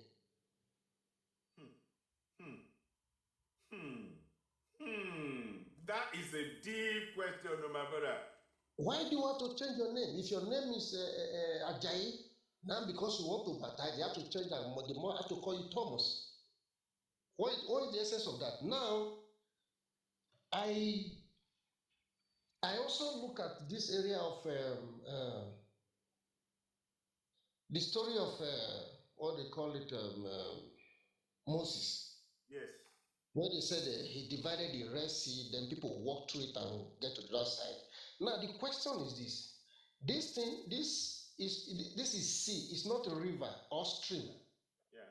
Now I said, okay, let me think. Do you know the depth of any sea? How deep it is? That you will tell me that if it was you, they said that maybe he pointed the river got frozen. They walked through there. I would say yes, I have seen that one even in Sweden, where a river will just froze. Then people can drive through. Yeah. How can you tell me that you separate a sea, not a river, according to what they wrote there? Now, some people have to go down. Do you know how deep it is? Yeah. Then you cross to the other side. How? Who have done this to us? Yeah, exactly. Then and I gave one of my friends, because we were very strong in this so-called Christianity, whatever. I don't care anymore, because if you think that I'm doing the wrong thing, you do your own right and let me be on my wrong side. Exactly. I have to say this thing here, and you at AY too, I'm giving you this assignment also. Yes. Every one of us, and maybe other people will be watching, they will listen. Now, I told the guy, is God a universal God? Say yes. Is God of all nature? Say yeah. Okay, now I put it to you. Go in, guys, just try and either you search through, maybe you see the video from wherever way you see, maybe in YouTube or anywhere you can find white people, pastor that has no connection with any black person that is doing healing and deliverance. If you can find 10, come and collect €100. It's up to It's up to 5 months now. He has not sent me any one video. No, don't laugh. I'm serious. Because you cannot tell me that we are serving the same God, the Bible is the same, it's true. Then people will be telling you that they are healing people in Nigeria, but that the people that brought the Bible, they cannot heal even dog or fowl. Yes. It's I don't know if you are getting my point. yes, I'm getting your point. Yes. Yes. Okay. How can you tell me that people are doing healing in the name of this, whatever the name they call it in Africa? The people that introduce you to that same system, they cannot heal even ants with that same name. Very good. You raise a very valid point there. Very, very valid. I'm not done. No. If I may ask us here, now, I was very small when I was hearing that Jesus died 2,000 years ago, isn't it? Yeah, that's what you said, though. And up to date, the date has never changed. Am I lying? No. Okay, good. I want to ask you a question, sir. Now, where was he born? Where was Jesus born? I don't know. Me, I don't know. No, according to the Bible. What they? Well, they said something about he was born in Bethlehem. Bethlehem. That's Good. it. Okay, fine. I'm going somewhere. Now, he was born in Bethlehem. Then he died 2,000 years ago. Now, when was Israel created? In 1948. How can he die before they create where he was born? Yeah, that's true. Does that make sense? It doesn't make sense. No way. No way. Many procedures, the most painful part is that some of our academics, they don't even reason well. No, They don't even reason. They are the worst people. they can't reason. I'm afraid. No, How can you tell you're posing somebody, questions. somebody died in 2,000 years ago, then the place that he was born, supposed to be born, was created in 1948. How does that go together?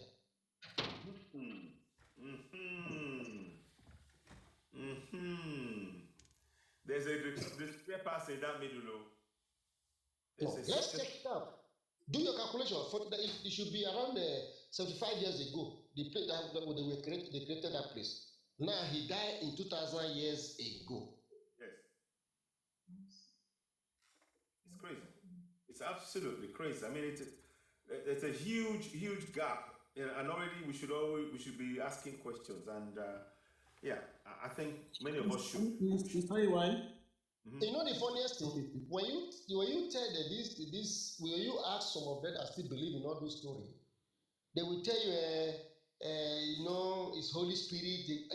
They have their own way of trying to cover it. Okay, let's look at the beginning of creation according to what they wrote there. That in the beginning, God created the heaven and earth. Then He said, "Let's make man in our own image." And He created man. He now asked the man to name all the animals. I'm going somewhere. Yes. Then He created the lion and the lioness. Then He created goats, male and female. Unfortunately, He forgot to create man and woman at the same time. Yeah, after some time, I remember, it is not good for a man to live alone. Then He now created woman. It doesn't end there. The Adam and Eve gave birth to Cain and Abel. After giving birth, something happened. Cain killed Abel, and they said that Cain now ran to the land of Nod. Nod, yes. So who created him? Do you have two gods? No, don't laugh. This is he ran to that and he settled there. Do we have two gods? Or we have? I don't get it. There are honestly, there's so many unanswered, and gaps. It's yeah. No. It's like when you are saying it, then they will tell you, don't question God, don't do this, don't do that. Yeah, and another that's not my anointed nonsense. you have anointed my food when they are using bulletproof. Who is fooling who? I'm not daft. How can you be giving me sticker to protect myself then you are using bulletproof car? Yes. How? Oh no! It's Now, Brother, now, like I told one of my friends, said the reason why we cannot get a good government is it because many people still believe on prayer without work. Mm. The pastors will come for you. Why? Because let me use this parable. It's like you are very wealthy. Like before I go there, the people that hold Nigeria hostage, number one are the clergies. Yes, sir. Yes. Then two, our celebrities. Yes. Then three, the politicians. Yes. The politicians come last. Why? Because the clergy have the population. Then the celebrity have the influence. Yes. And instead of them to work for the masses, they work for the politician. After they have worked for the politician, then they not turn against them. Yeah. So the issue of the clergy is this. My own analysis is that it's like you are a wealthy man. You have a car, then you bought a car for your. That is what it will be very hard for us to liberate them. You bought a car for your wife. Your wife doesn't know how to drive. No. After a while, you call your driver, the one that you appoint to your wife. Please try and teach my woman how to drive.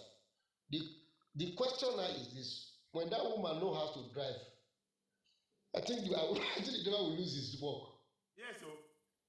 That is the reason why they don't want it, because they know if we liberate, there will be no more Sunday offering. Yes. No more free lunch. According to the Bible, I asked one guy, I said, now, okay, the Bible said that it will be easy for a head of camel to pass through the eye of a needle than a rich man to go to heaven. What is richness? Somebody that has money, has primary, secondary, university, 4 private jets. Is that not wealth? Will that person go to heaven? Oh man. Okay. So No. I think we should try more. We should all try more and try to educate our people and liberate them so that they will come out of that illusion of praying to get bread from where? How? When you don't work. It's crazy. It's crazy. I think one of the things that we should be, I mean, obviously, programs like this is designed to wake us up, question everything.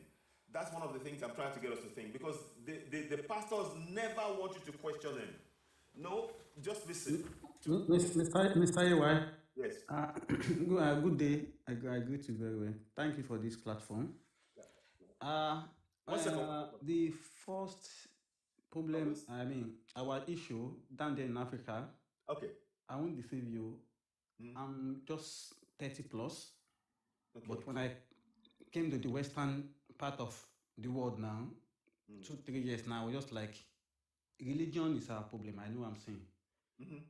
Religion. That is true. You are not. Religion that is fact. our problem. When I was just passing by on my TikTok, when I saw this platform, I was just like, wow. Because yesterday, I and a friend of mine were just at home, gisting about. I want to ask. We do pay tithe in our country. I didn't want to mention our country. I didn't want to mention our country now. We do pay tithe almost every Sunday, week. I mean, or monthly. These people back here, they don't pay tithe. That pay waiting for who? I can easily count the number of church in where I'm staying now. I mean, their own church, but we church we know ourselves. But I can easily count the number of churches here. They just brought religion down there to Africa. Point of correction, bros. We do point of correction. We do pay, but the money goes to organization that they use it for the less privileged. They take it direct for it. Yeah. And most times, if you're not comfortable paying, they will tell you, please, it's not compulsory. Yes. But over in our own country, we call it, is it obligation? Yeah, we call it obligation. Now my fault. Seriously, I know what I'm saying. We call it obligation. Yes. But yeah, you can't just. And if you an instance now, if you just their own church here, maybe you just bought like £1,000, £2,000 for tithe, they will question you. What are you doing? Which kind of work are you doing? Why can't you? Why? Because then you work hard for everything over here. But back there in our country, you are free to bring anything. You are free to bring anything. So the problem is I thank God for this platform. And people are waking up. I know what I'm saying, bro. People are waking up. Yeah. Not true. like before. No, it's true. Before it was very, very porous before, but now we have some guys here as well that question is started coming. See this picture. This picture talks a lot. Yes, it does. Because these people, I don't. Sometimes I will just sit down at home. Why all this? The problem is when the system is not working, they try to introduce the religion. Mm-hmm. Okay, we do pray in our country. Why is poverty still in our country? Thank you. Thank you. Why? Okay, we pray, but that poverty is still in the land. Yeah. Mr. Anselm said something about work. Most of us, we believe in pray and work, not work and pray. Yeah. You have to work. Yeah, when you work, you earn money. But over there, seriously, why will a whole graduate be in church on Monday morning, bro? On Monday morning, you should be at work on Monday morning. Monday morning, 8 a.m., 9 a.m. in the morning. But it's painful. Sometimes I will just be at home. I will keep thinking, what's the matter? What's the problem? Because we are behind in Africa. Yeah, We are behind. It's very painful. Time to wake up. It really is time to wake up now. It's very painful. Back then in Africa, it's very, very painful. Brother, what amazed me most is this. I think if we have a feast in Yoruba land that is good to us, or in Edo, wherever in Africa, then maybe you are a white man, you have heard of that Igu festival, whatever festival we have, and that festival we have spread it across. And one day you say, let me go to Ilorin. There's a festival they used to have that have been taking place. Let me go and witness that festival, and they said it's very good. I get to Ilorin, you find out that thing no longer exists. Don't you think that thing is a scam? Okay. The people that brought this thing, we are all here in the Western. Did you see them going to church from Monday to Sunday, even on Sundays? For where? Even on Sunday, just an hour. I don't want to know where I live now. The church I was going, they sold the church to us, but they will not sell BMW or sell Mercedes to us.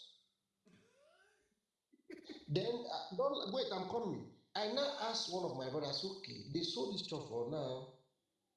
Are you now? And after selling the church, we don't see them coming to the church. And I asked him, are you not telling all the people that have attended this church from day one, they are now all dead? He kept quiet. Because you cannot tell me that something is that this is the house of God, then you sold it, then nobody comes to worship there again. Yeah. Then we black, we are clapping here. Yeah, we come to take a revival back to Europe. You are happy, rejoicing. We are fooling ourselves. Exactly. We are fooling ourselves. It's exactly the point there, and we need to really, stop that kind of talk. Just out of interest, my brother, I wanted to know, you really hit on waking our people up. How do you think we can do it within our communities? Because if we leave it to the churches, it's the business for them. But we need to wake our people up within our communities. How do you think we can do that? You see, we thank God for the internet these days. And like me, if I manage to send you 1 cent, I will first of all warn you, if you give my money to any pastor, Ogun will kill you. Because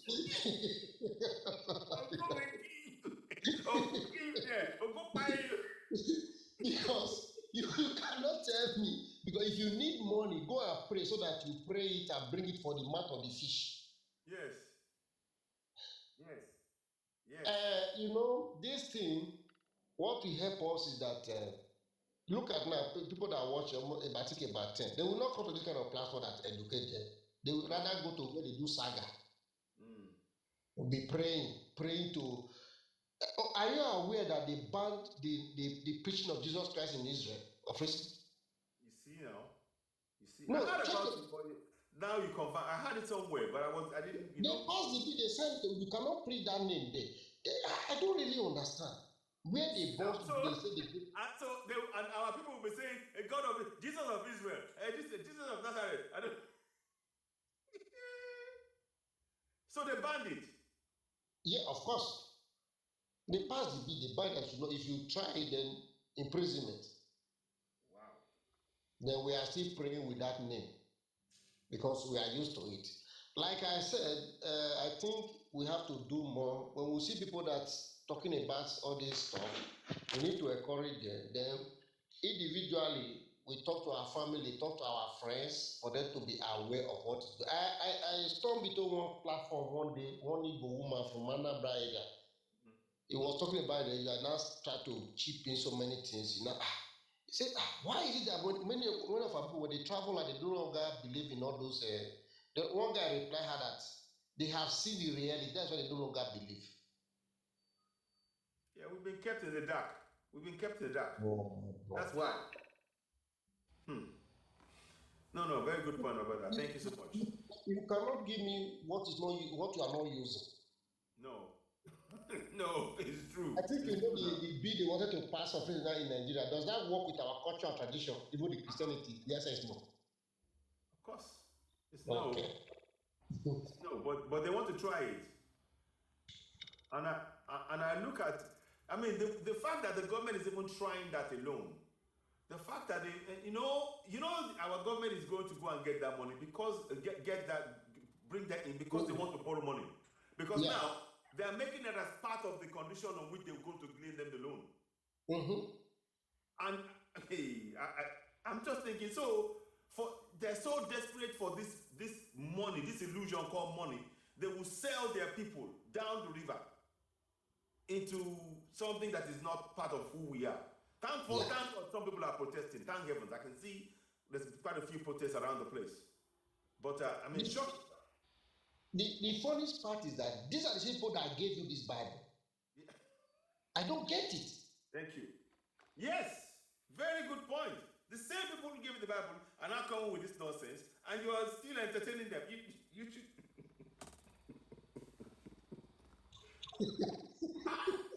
Honestly, I have to laugh sometimes because if I don't laugh, I sort of think, where's our brain? Now where's our brain? Now our brain though. Now where is they? Because I just wonder.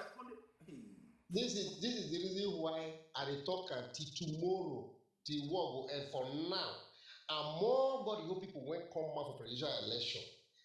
I always support Omoyele election.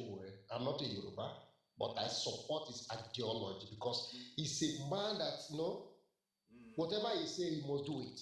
Yes. And they look around, they must look for the one that what these people they do, bros. Make I use PD. When election they come up for Nigeria, they will look for person maybe say guest thing. Now that thing they will come home, take the tomatoes. They will never look for a clean person. No, they don't want that. That one they don't want. They don't fit control that one. Because if you are clean, they cannot use you. But if you have some they want person where they go use a block or say, for which side? What is squeezer? You want me a squeezer? Want me a squeezer? Do it. Talk quick. Sharp. I beg. Look at all the old Chicago evidence and everything. Well, my brother, the whole thing is a mess. From top to bottom. And for me, that's now why I did do this thing where make everybody begin to wake up. We wake up our people. That's now why I did advocate say make we know the constitution for our language. Because now then they take close then they use cover, do wuru for us. People don't say they get power. They don't know say they fit hold these people to account. Our people don't know say they get power to say, President, make you come to this town hall. We get question for you. You must answer that. They don't know. They're not. Now that They're not cause, here. now that cause, now it show already they fight for. Mm. But at the end, some people will say they go school when no, whether I pass through school or school pass through them, they'll begin to insult No, no, no. revolution. For me, I don't talk. You know me. You know me with your. So, Of course. so That is why I call your platform now. I know say now the same the same road that will be passed. yeah. So, but what thing I know be say, waiting day for ground now to wake our people up, make them wake up. Which one will be just say, I beg, just vote or make you come out. No, explain to them in their language. Say, say this power. Now you get up. Now you be the oga pata pata. If you talk, say make them jump, they must jump. If they're not jump, now wahala, because then they answerable to you. So you, They don't understand that concept because they're not teach them before. When you talk about they say sure for which side? No. Now oga pata pata that you know fit. I say na lie. I say talk am inside the book. Make I read that. That's why I do the thing where I do. I don't translate the constitution into Yoruba. I don't do section 42A. I don't go into section 53 instead. So what I've done, I translated if I read the section 42A for you in English, then I'll do it in Yoruba, so you get what I mean. The 42A, it says, sovereignty belongs to the people of Nigeria, from whom the government, through this constitution, derives all its powers and authority. That's what it says in the constitution. So that means that you and I, we are sovereign. The government is able to you and I. But people don't know it. They have no idea. So in Yoruba it goes, ìjọba jẹ́ ti àwọn èèyàn Nàìjíríà láti ọ̀dọ̀ ní tìjọba nípasẹ̀ òfin orílẹ̀-èdè gbogbo agbára àti àṣẹ. Now, that is very important for the market women to know. Because our market women, if they know that information in their language, it means that politician, if he comes to the community, they say, oh, God, listen, now they pay your wage. You supposed to provide us good road for this market. We don't get light. Oh yeah, come fix that. Now they tell you because that we be the guy pata pata. So the women will be able to ask in their language. And that is the key thing here. Our people, when they see the law, it's written in a foreign language. They all get scared. Oga don't talk. But the Oga is actually answerable to you and me. And that is what we need to change. And if we do that, then they will now have the power. If you say everybody wants to go their own way, they can even use the power to demand for that via, imposed by instructing your House of Reps, your senators, your State House Assembly members, local government chairman, say, go to the State House Assembly and the National Assembly and demand for a referendum. They can send them there. That is how powerful the power we possess. But they don't know it. So they use religion that's why they want people to go to churches and the mosque, because they don't want people to know the powers they possess. They send them there just they pray, and the government will pay money for people to do prayer sessions. Of course. So, I listen. I'm thinking, are you serious? And our people will go, and then they'll say we don't get light. How you don't get light? Imagine the one that used to hold prayer on 7 o'clock. What God cannot do does not exist. Come and try it here in Western world. If you will not hungry for the rest of your life. No. So we do have a long way to go. The picture in the background is really showing the mental state that many of our people are in, still in. Some are waking up, but we are trying to address that. And I'm not blaming them that they did that, but now it provides us an opportunity to at least explain to them the significance of their actions in their lives. Because it is keeping them depressed and oppressed. If you are standing on your knees and praying to something, then you will never get up and hold your government accountable. You will always listen to the government who are using this idol and the religion as a cover to loot from you. So we're trying to break that mental dependency on the lies that the people have been told who now believe it. I mean, I call it. There's no difference. Both of them are the same. They are the same father, the same. They are twins. Let me just put it that way. They are the same. The painful part is that now This image now represents their Almighty God. Yes. Okay. The same people that brought this thing, the image that we were worshiping that was protecting us, they took it along and gave us a piece of paper. Yeah. If they want to swear any governor let me say governor president, let's assume they wanted to swear what they call him Jagaba in that day, they say okay, as far as you are going to rule the whole country, they are going to bring juju from all the 36 states. Yeah. They will bring Shango, they will bring Uhomela from Benin, they will bring all Agara, then you swear it. They will not eat 1 cent. But if you use this piece of paper, they will finish us and nothing will happen. Yes, sir. Because the paper cannot kill even rats. No, they know it's not going to work. They know it's not going to work. And they're depending on us, depending on that paper. They don't want us to talk about Ogun. If you talk about Ogun, you won't finish them with that. They don't want that. No. They won't. They go wrong. But if you start saying, make you use Bible and Quran, oh yeah, I beg, not my own. So that's what people need to understand, and I'm hoping that we wake them up. I mean, many people don't even, they don't find anything wrong with this. They just go, oh, that's good. That's what people will say. And that's why I felt that we needed to have a discussion about it in the open like this, in a way to actually wake up our thinking and realize that symbolism is too powerful for us to ignore. It is a symbolism of our subservience to the colonials who came and raped our land and continues to rape our land. And we need to call that out for what it is. And to call it out does not mean that you are hating anything. You are just saying to the people, you need to rise up. You need to get off your knees. You've been tricked for so long. Now it's time for you to hold those who have done this accountable and make sure you put a stop to it. And more importantly, the coming generation, we mustn't let them go through what that man is going through there. Because that is mental enslavement, what is being displayed there. Something that is not even good, it's no living, breathing thing. It's an idol. You sit there and you kneel and you take a picture to show your sign of, whatever is subjecting to I mean, that's mental retardation right there.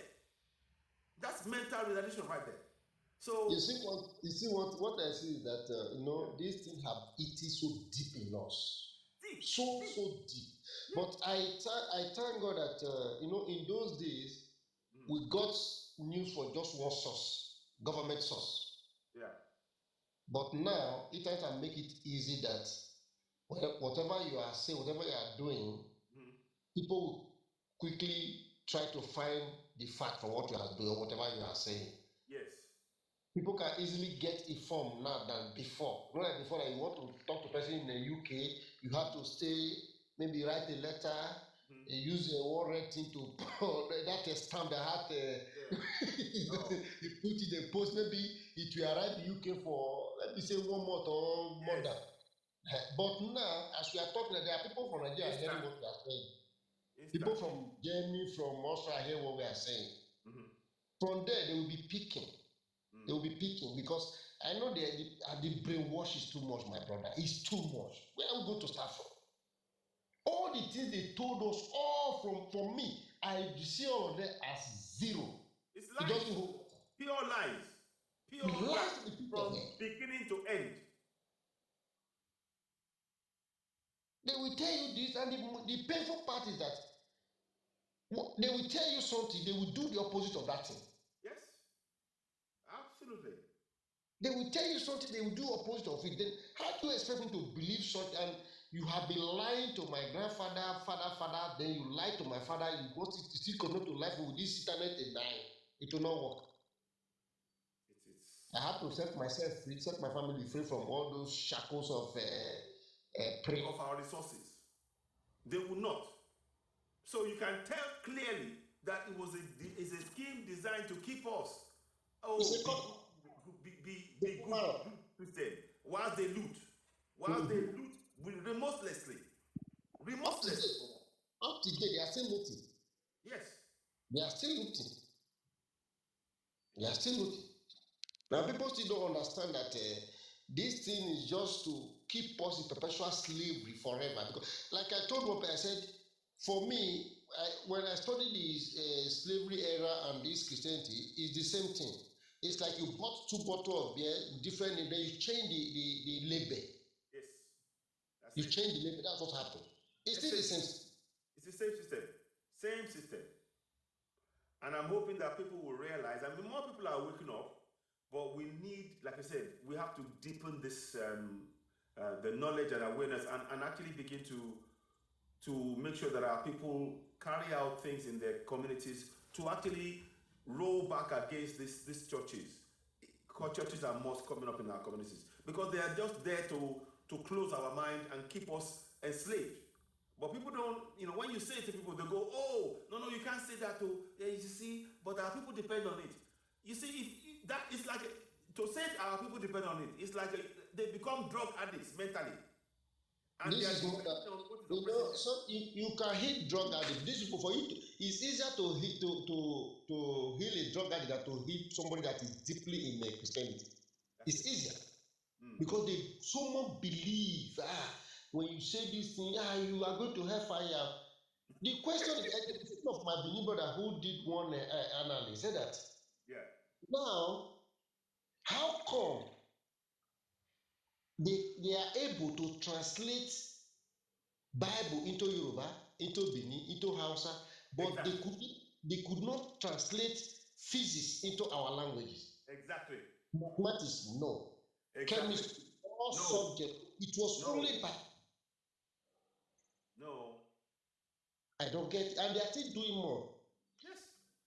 The constitution is not in our language. It's in English. But you have the Yoruba, they have the Bible in Yoruba, you have the Igbo, Hausa, all as many languages. And it's designed to make sure you don't question them. All about stopping you from questioning them, holding them to account. The guy also go for that talk about this crossing of from Egypt to whatever they went to. He said that when according to what he wrote there, that when Moses were coming from Israel, he met Israel and Egyptian was fighting, killed the so-called. He was coming from Israel. Then when they saw Joseph, they find a way to take him down to Israel. Then when they were farming, the brothers find a way to go to Egypt and look for food. Then he now told them that try and bring Benjamin for your next coming so that I will see him. Yeah. Then according to Bible also, when they wanted to kill Jesus, when Herod wanted to kill him, they said they took him to Egypt. The guy now asked question. Yeah. Who sure they were passing them? But they were few. Now that they are multitude, they couldn't find anywhere anymore. They had to go across a Red Sea, of which I have never seen any Red Sea in this planet. When you ask them, they tell you that it's a parable. What kind of parable? It is all conjecture, allegory. I'm sorry to say, it's allegory. All are lies in the pit of hell. Lies. Yeah, I mean, I do hope people, as you're looking at that picture, as people are looking at that picture, I need you to not be angry at the man who's on his knees, but to recognize that that actually symbolizes many of us who were part of that faith. But thankfully, quite a few of us are waking up. But now the rest who are behind us, we need to work together to raise them, wake them up, so that they do not fall into that same category. And the coming generation, above all, the coming generation, we can't afford to let them believe in this lie, because it is pure lies. I mean, people, imagine somebody living in a lie for 50, 60 years of their life. And then for them to realize, hang on, I've been lied to. By that time, their life is almost over. And that's what we wanted to, yeah. So somebody says humanized Christ nailed on a cross is a metaphoric as in the lies. Well, Okay, humanite. If you want Farida, if you want to say that, that's okay. I mean, if that's how you see it, it can be metaphoric. But what has been is being used. What I'm saying is Christianity has been used. That man in the picture there, it tells you it should not, as an African on African soil, he should have no business talking about Christianity. He should be focused is the spirituality of his parents, of his ancestors in his land should be uppermost in running himself, running his life, not dependent on this now as for everything. I mean, now the Christianity now it became the be all and end all, above all everything else. That is the damage that has been done. It's the enslavement of the mind to people that, like you said, how you're an African, and then you're now told for you to be a child of God now, you have to renounce your African name and now take on an English name, and so then you are of Christ then. So that means it is asking you to actually ignore your core self, because your core self is your own ancestors. Your name means something. You as an African, when they say Chukwumeka, that name, it is not just a name. It has meaning. Go ahead, my boy, go ahead. That Chukwumeka, it has meaning in Igbo. Then go and check out Ford or whatever. Go and tell me the meaning of John, the meaning of Peter. Listen, that's it. That's it. There's no meaning. If I call my native name here, I will tell you in English the meaning. But those things that they are giving us, it has no meaning. Yeah. Another funny thing is that now they tell us that our ancestors is disturbing us. Now we will be praying to. Don't laugh, because I have just about 4 minutes to talk, and then I'm going to school. Okay, no problem. Our ancestors is not good. I listened to I read through one this thing one, I think the man is from one article from one British man. He said, how come the people that sold our people, the children of those people are flourishing? Then our ancestors that they sold, the same ancestors are still the one hindering us not to be blessed. Thank you. Good I don't get it. Good question. Now you are telling me to deny my ancestors, then I will be praying to the ancestors of Abraham, Jacob, and whatever, which those are not my lineage. So even God, for me, I do take for God too. In short, the love that God has for the black people is too much. Yes. It's too much, because we have been praying to another different thing for all these years, then leaving our own ancestors, calling them demons and the devil. Exactly.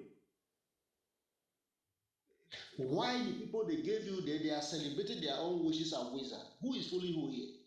Exactly. They hold it dear. The gargoyles, you know, when they destroyed the French, with fire, they destroyed the French church. On the building, they've got this gargoyles and different demons on there. Do you know they rebuilt everything brick for brick the way it was? Yeah. Brick for brick. Not even,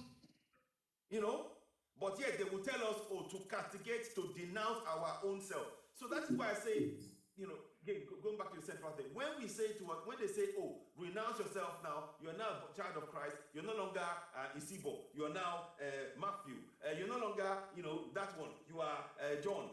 You are actually putting your own African self down to destroy you. It's like they're doing something called destroy the African, save the man. Literally. That's what they do. It's a very simple logic. It's a simple logic. When it's like an army with a gun, that's what makes you an army. When you are told to lay down your gun, you become a civilian even with the uniform. Yes. Yes. That's what happened to Africa. They actually want drop your name, your ancestral, your cover, then pick our own. See where we are today. And I thank God for other countries that is their army are sensible, they are rising up like Burkina and Mali and the rest. We are still back. Look, do you know what they said about the Geoffrey said? Yes. The rising sun of Africa. Yes. They're afraid. France is frightened. France is really scared now because they realize that if Niger does it, Burkina Faso does it, others will do it, and that will mean that Africans will, we will stand up, and we must continue to urge others to stand up. Look at Africa for the whole Africa, and let me say West Africa. Nigeria has the highest, not even this LNG. No. We have the highest gas reserve in Edo State, not the one, not LNG I'm talking about. You see? They have not even tapped the one in Edo State. They have the highest in the whole West Africa. Isn't it flared? Isn't it the one that's flared in Edo State? There's a flared one, isn't there? That they're flaring. No, this one is on tap. It's on tap. Okay. It's on tap. Okay. You are talking. I'm not talking about Olobo. This one is just on tap. They just discover it. They check it and they find out that it's the highest reserve in the West Africa. You see now. Then we are saying we have gas in what they call it, burning. That one is even slow, but yet we are suffering. It's time to wake up. You can see that they're trying to. It's all of this religion is designed to distract us from all of this because whilst we are fighting about religion or practicing their religion, they are looting the religion away. That's what's going on. That's the reality. Yeah, that's the reality. But people still don't understand this thing. They see it as way of life is normal. No, we just have to follow the way it is. It has been right from time. No, we cannot continue like this. No, we can't do. We can't. We cannot. I mean, we don't realize that how they use religion to create this illegal governance that is operating on us. People don't understand that the kind of governance that is upon us now was instigated under the guise of Christianity. People don't understand. They don't understand. I know.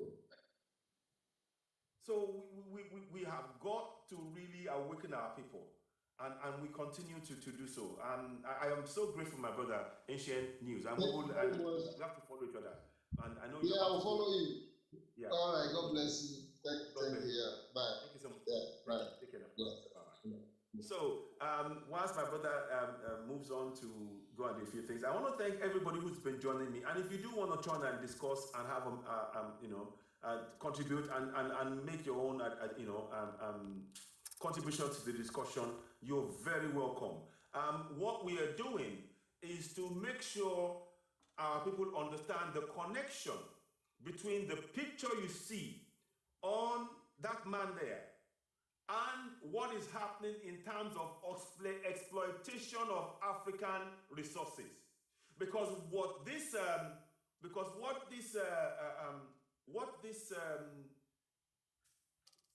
man is doing there is like a preparation. They prepared him to now look at not only the idol, but the people that look like that idol as somebody that is more superior. So when they say and they come to your land and they say, oh, we want resources, you will be saying, oh, yes, I'm going to be godly. So it is blurring the lines between reality and fake lies, blurring that line, making you believe that the person that you're looking at in the idol and those people, they are people you need to respect, and you will give away everything of yours without questioning it. That is psychological conditioning. That is literally psychological conditioning. Those of you watching that picture, don't be surprised when you wonder why a policeman in your community will see an Englishman, a white man, and suddenly be bowing because of the idol, because of that idol placed in your midst that you bow to. You will now bow because of that symbolism to the white man coming to your community. And you will forget to question and say, no, this is you forget your rights because of your mistaken belief in the lie that they call a religion. So this has deeper meaning, and we need to begin to challenge it in all our communities. So for somebody to say, oh, by the way, it's up to him, he can do it. No, it is not. It is deeper than that. If you do not begin to challenge this now, it means that anybody that looks like that i.e., any European that comes into your community, everybody psychologically start treating them as superior. You treat them as superior to yourselves. And that means that your resources and everything, you will say, oh, they can have it, they are superior to me. And it's all a psychological trick. We need to confront that in our community. That is why I brought this subject up. Many people, if you like, somebody was saying earlier on that the policeman, when they see a white man in their community, they will carry the umbrella above their head. But if it's a fellow man, fellow Yoruba or fellow African, they'll just look the other way. That is psychological conditioning. You've been conditioned to self-hate. This is what it signifies here. That this man here in Africa cannot see help or favor from Africans. Now goes to seek favor from somebody, an idol, outside of his own race. That is a sign of mental enslavement. Yet the soil he walks on is the richest soil in the planet. 30% of the world's mineral resources is in Africa. Say that again. 30% of the world's mineral resources is in Africa. And yet the people who are impoverished the most are Africans. And that is what we have got to wake up. To be able to stop that illusion, to smash it, it requires us to begin to wake our people up, to no longer bow to things like this, because it's an illusion. It is an illusion that we must wake our people up from. And we need to really retrain our minds in our communities. We have to restore pride. For somebody not to bow in, the pride of who we are, the greatness of Africans has been stripped from his mind. That is why we are calling for the things like all of the artifacts that has been stolen from Africa must be returned back to Africa. Now, don't let anybody tell you, by the way, oh, the Africans will steal it again. Because guess what? The artifact that's in UK now, they found several people who have been stealing the artifacts from the museums and selling it off. They had to sack one of the bosses. So anybody tells you, oh, they will steal it in Africa, it is being stolen in the UK here. It is being stolen by those who are supposed to be protecting it. So we need to really wake up and to connect to who we are. And we need to put a stop to future people, future Africans ever coming up to getting to the point whereby they have to now bow to a statue of that's not based on reality. Anyway, a statue. We shouldn't have to do that, because if we know who we are, that's why I keep saying, know thyself. African man, know thyself. African man, know thyself. African man, you must know thyself. You can no longer allow yourself to be defined by the words and the narrative of the colonizers. You cannot, because if you do that, you will remain subservient in your own land, and we need to put a stop to that. That is why we are doing programs like this, to awaken you. From what we're saying here, the fact of the matter is this: the longer you believe in this lie, the longer it will take for you to free yourself from the bondage that we are in Africa. It is really important that this message carries for all Africans, and it impacts every part of our life. Because believe you me, if a person has this mindset and is sitting at the table to discuss about mineral resources in his country, what do you think he will do? What do you think a man that is on his knees in front of that idol, what do you think he will do if he sits opposite a man, an European man, in a meeting about to discuss how to sell or how to excavate mineral resources from his own area? He is going to be subservient to that man because he sees in him the likeness of Jesus Christ because he's European. And he will not trade fairly for his people because he's under the influence of that so-called religion that is corrupted his mind, and the deal that he will sign will on your knees. This is psychological damage that has untold impact on your own very community. Like this, we need to understand. We are all too often very quick to say, "Oh, let the religion be on its own. It doesn't matter. It doesn't affect business." Lie, big lie. In fact, the religion is the foundation upon which the business of exploiting the people is built. Let me say that again. Religion is the foundation upon which the exploitation of the people by way of the businesses that come to our country or come to Africa is built. That's the foundation. Because the person who you are seeing in the meeting in the boardroom, "Oh, I'm going to speak to a white man. I'm going to do this. Oh, hey, yes, good, Moga, whatever." And whatever I suggest, he will not even, because he's been conditioned not to question.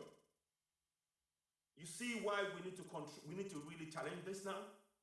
I hope you're seeing why we need to challenge this mindset deeply, deeply.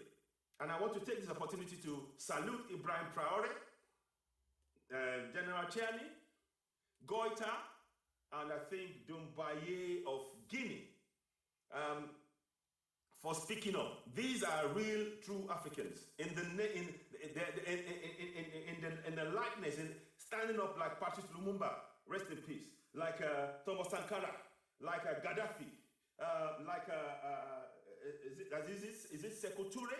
You know, these are people, you know, who are standing up for their people. Now, in our generation, it is indeed our privilege that Ibrahim Traore, who's just about 25, is standing up for Africans and in Africa for the first time and challenging this kind of mindset that you see on the screen.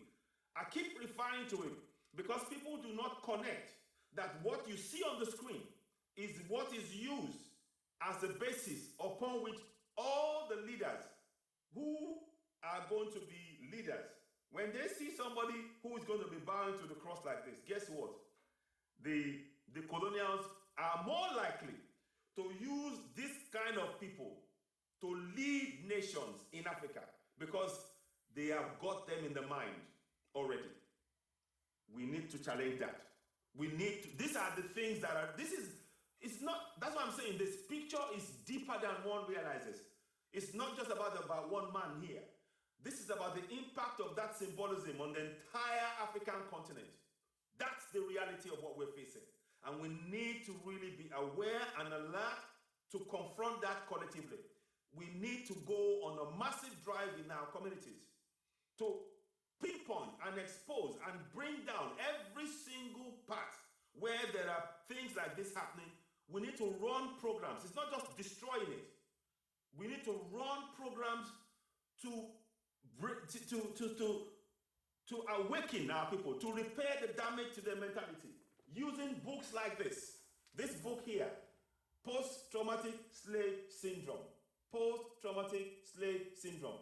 This kind of books, it will awaken our mentality, connect back to our Africanness, and strip away the mental enslavement that we have all too often collectively been suffering from.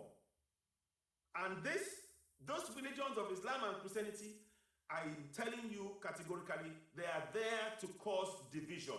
And of course, in the middle of division, that is where the colonials exploit. It is their plan and their aim, their stated aim, to exploit the resources of those people that are being colonized till date. And Africa is not free. And why do I say Africa is not free? Look at the picture on the screen. The picture on the screen shows that Africa is not able to ensure that this kind of behavior or symbolism is stopped from ever taking place anywhere on the African soil. That is what we must do. We need to confront this pointedly. We must pointedly confront things like this all over Africa. And one of the things that people don't realize, they just say, "Oh, if I do it, if we speak to all the English side, the Francophone side." It's all of it. They are all using these systems in different languages of oppression. The Anglophone, the Francophone, they are practicing the same thing. You think it's different, it's not. It's the same aim. As we speak, the CEFA, the central, what's called the CEFA, how can it be that France prints money for now, let's say 12 African countries, money that France doesn't use, and France controls the resources of those countries, and they are practicing religion. Christianity is practiced in those countries that France controls. So they will send pastors from France into the countries where they're printing French CFAs that the French themselves don't use. They use the euro. Can you see the hypocrisy? Can you see the sheer hypocrisy? Can you see why we need to challenge this, what you're seeing on the screen?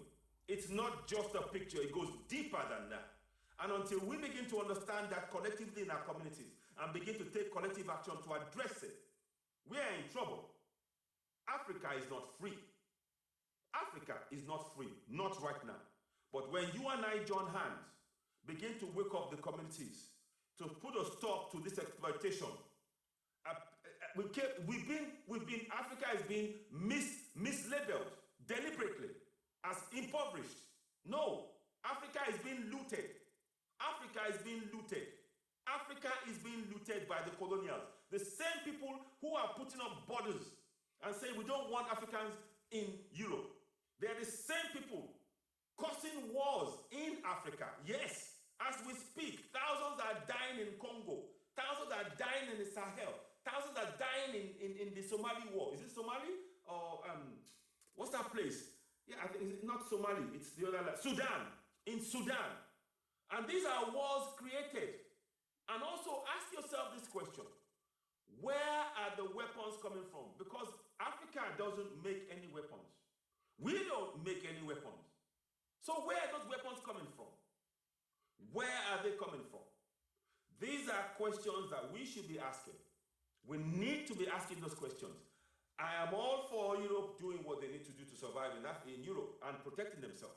But when they are doing what they're doing, exploiting Africa and blaming us for the situation that they created in Africa, France forced Niger to be selling uranium at 70 cents in the euro. Niger, once they let the CFA and France, they are now selling the uranium 200 euros per kilo. Can you see? I'm telling you categorically that religion is being used as a tool of oppression by the colonials. It is used as a tool of oppression. And like I told you earlier on, there's two parts to that picture. One part, the man sees himself as subservient to the idol and to the Europeans. The other part, the European seeing the man being subservient, says to himself, yes, you are confirming that I remain your superior. I remain your owner. I remain your leader. I remain your boss. I remain above you. Can you see that two sides? We need to smash that up. We need to smash it up once and for all. On the African continent, we must make sure there's freedom of movement for Africans. There is protection. We need to build our own protection for the whole of the African continent. There must be free trade among Africans. Before we trade with anybody else in the world, we must trade among ourselves. That is what our ancestors lived by. Africa is a land of business. We were trading among ourselves. Trade by barter, call it what you want. That is what we were known for, the whole of Africa. We traded among ourselves. Now they are forcing us because the Francophone go to France first. Or the Anglophones speak to the English speaking first. And you can't do it in your country. You have to go, you have to do it. And they tell you the terms. They tell you the terms and the rate at which you sell your own products, your own mineral resources. You are not in control. You are not in control of anything in Africa, and that's the reality. The people we call presidents now, except for Ibrahim Traore, General Chian, Goita of Mali, and Dombaye, I think, of Guinea. Those four, everybody else, they are under the control of the colonials right now. And we need to understand that true freedom means that we get to decide the name we call ourselves in our continent. We get to decide the rate at which we sell our own resources. We get to decide who we sell to. We get to decide who comes in and who comes out, not the Europe telling us. As we speak, the EU is trying to get African countries to sign to some laws around transhumanism and all of that stuff. That's not what we need in Africa. Africa is being impoverished.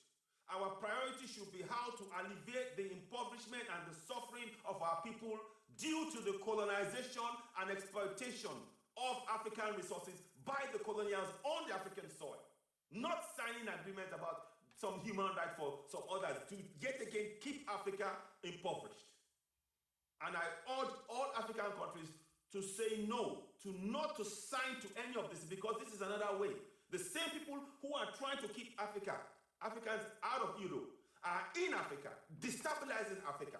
The same people who are trying to keep Africans out of Europe are in Africa, destabilizing Africa. Do you get it? That's the reality of what we face.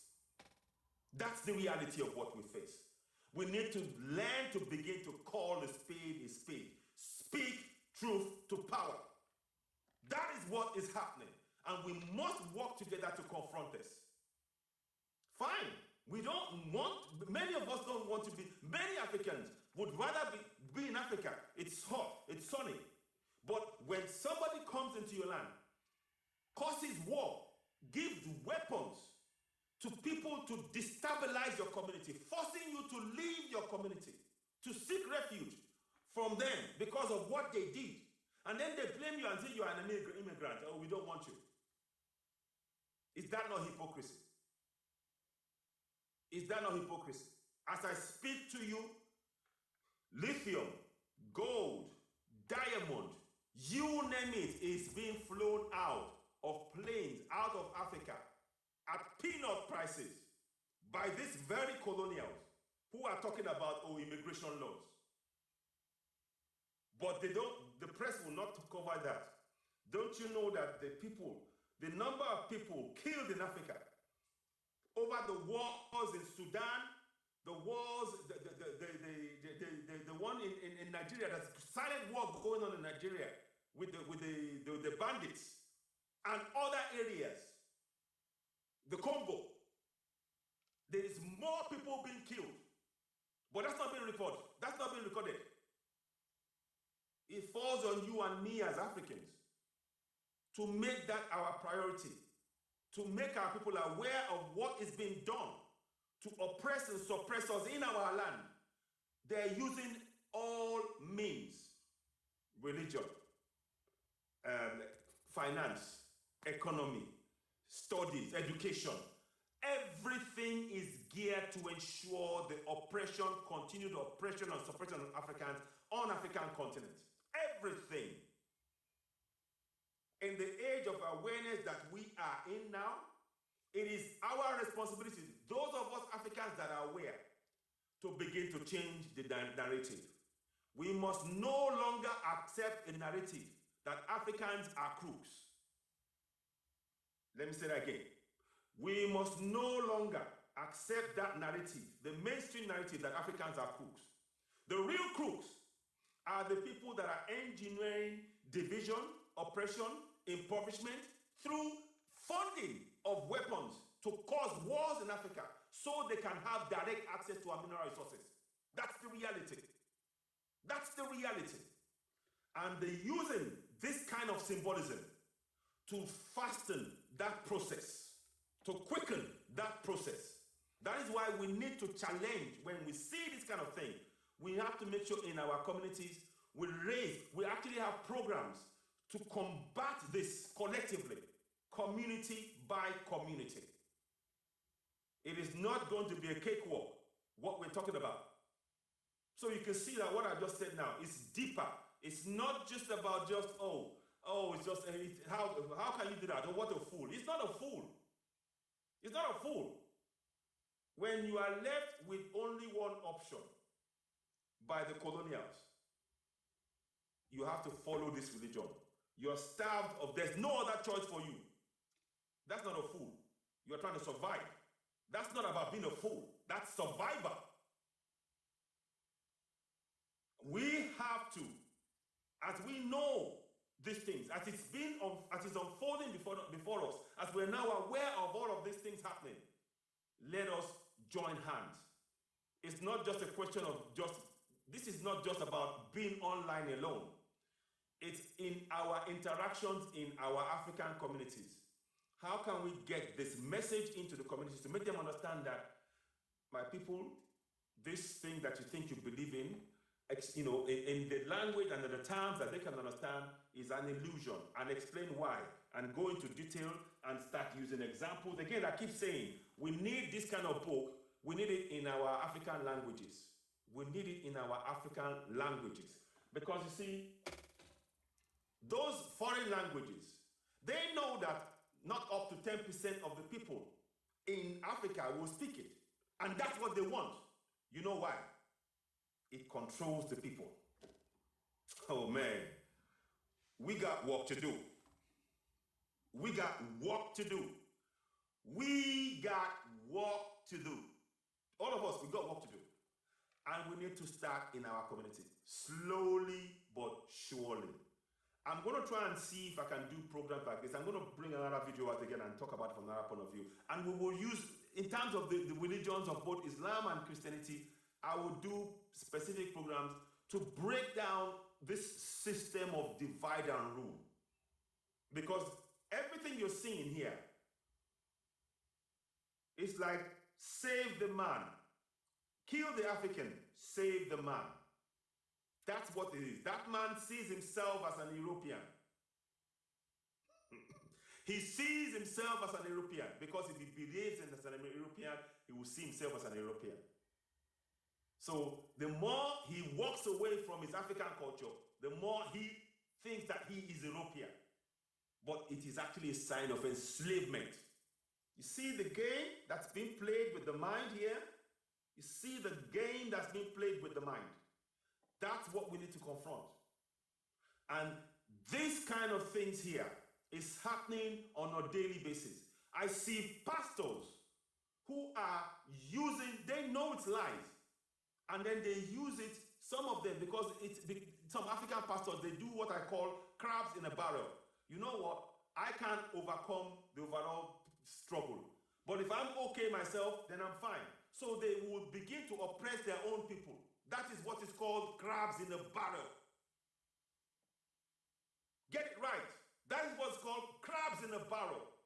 Because people who, knowing that they are powerless in their own eyes to make that overall change for the whole of the community, focus on making themselves better and not to think, not allow their conscience to reach them.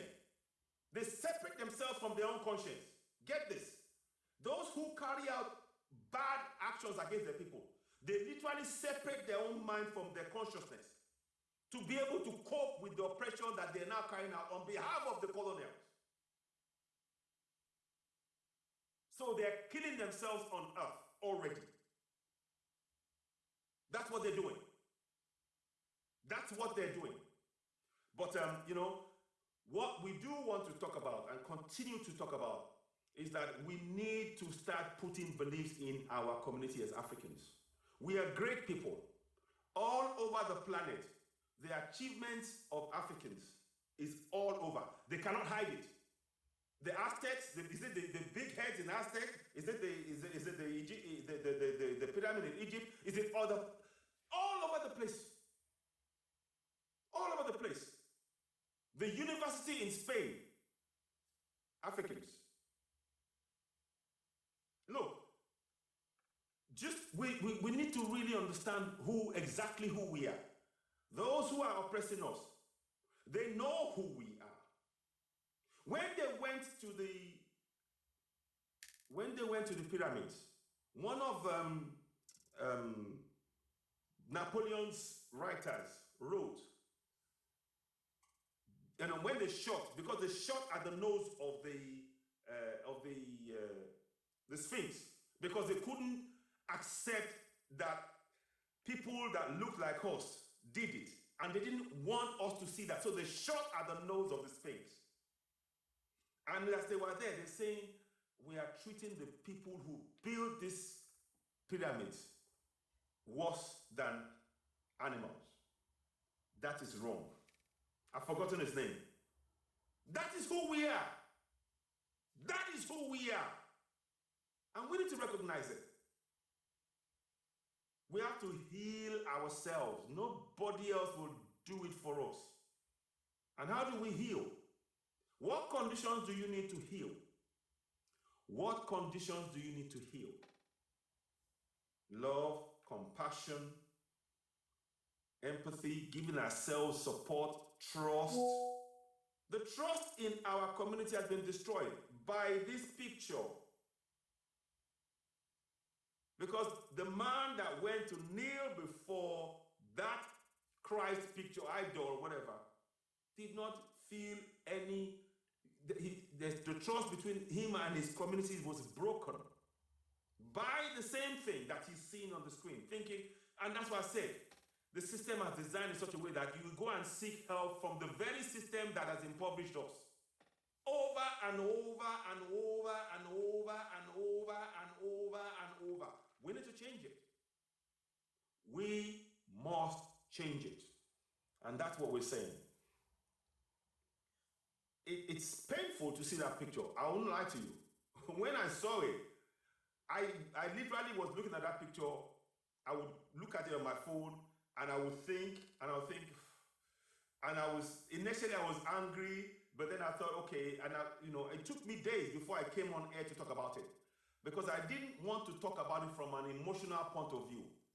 I wanted to talk about it from the point of view of what impact it is having on our psyche and what steps we can take to redress that within our communities.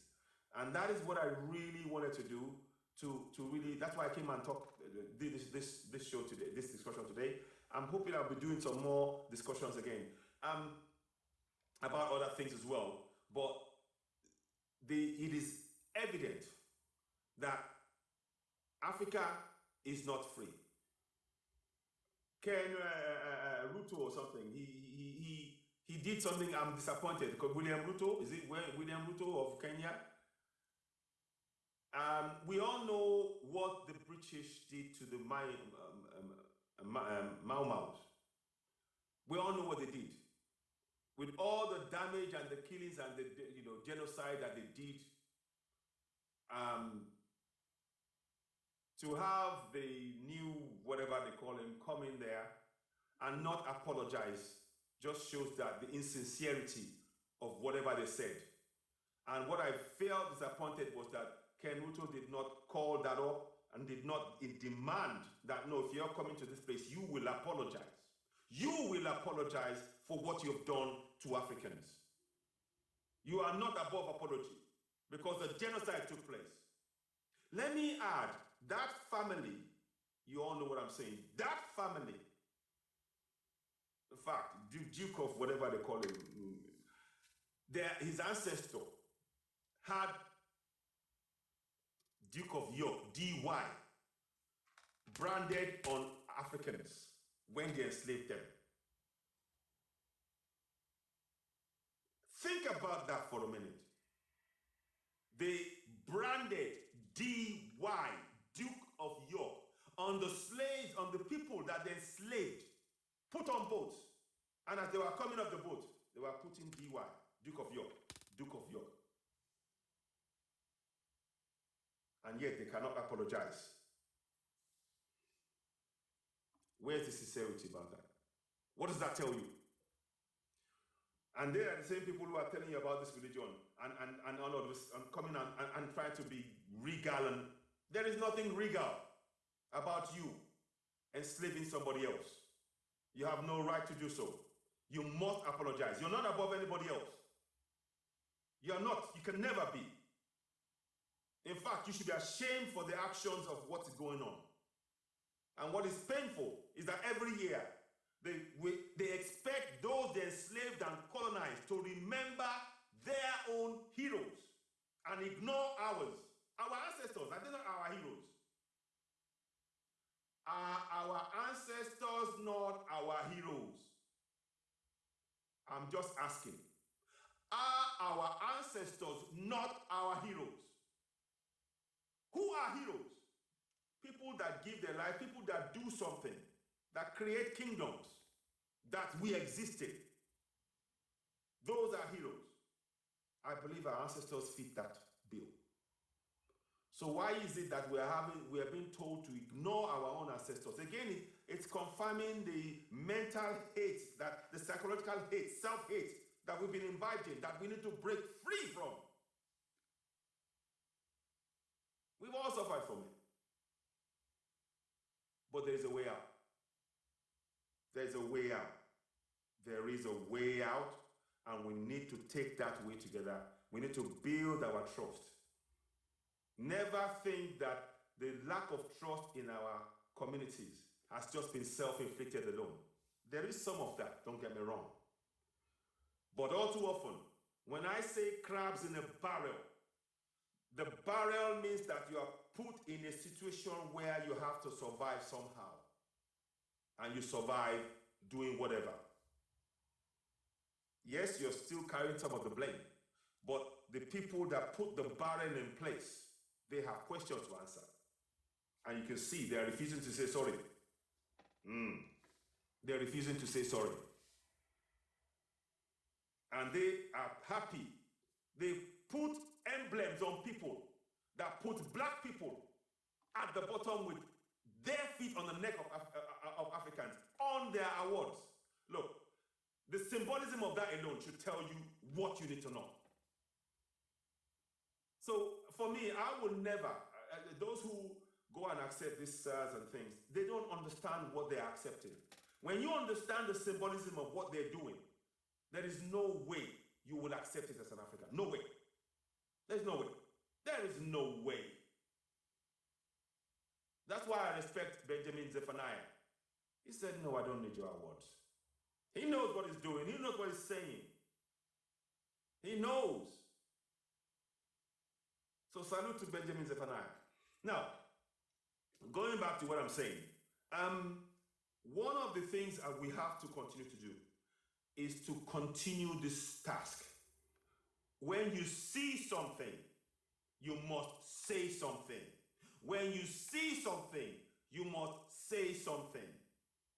The very people that are trying to get African countries, Caribbean countries, Pacific countries to sign laws that will support this transhumanism that they're talking about, they do not see the humanity in the African child that is being starved because somebody decided somewhere that that land they are going to take from Africans, and a land they have no right to have, and impoverish the people because they wanted the wealth that didn't belong to them. But you are telling us to sign an agreement for transhumanism.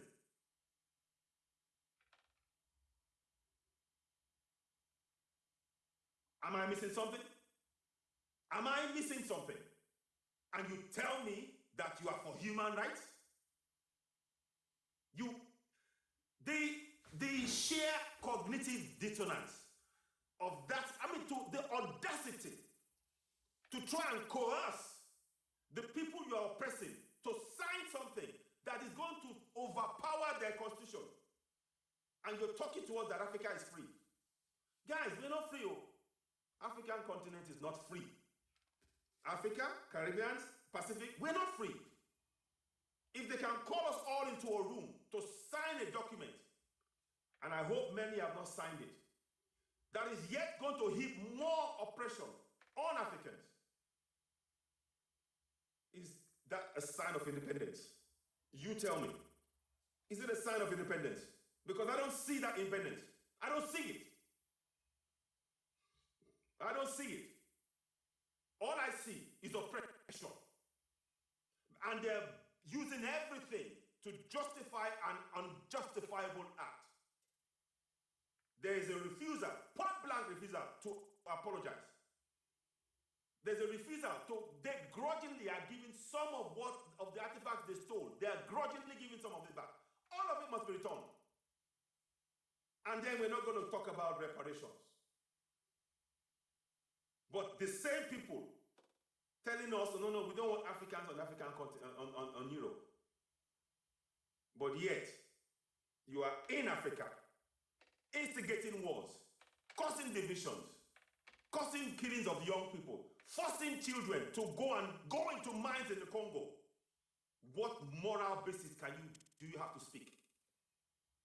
What moral basis do you have to speak? You should be quiet. You should be quiet. When we the Africans are the elders in the room. When we talk, you should be like this. Because you know what you and your ancestors did. You see, I don't have to be afraid of saying what I'm saying. I'm saying it because that's the facts. And for as long as you are carrying out such disgusting acts as to try and coerce the very people you are oppressing to sign documents that will yet again override their constitution in their land, it shows hypocrisy and double standards, and you come and talk to us about democracy. Can you see the connection between the man behind and what I just said? I hope you can see. I hope you can see. These guys are not going to pay you a penny. They have no intention of apologizing for what they've done.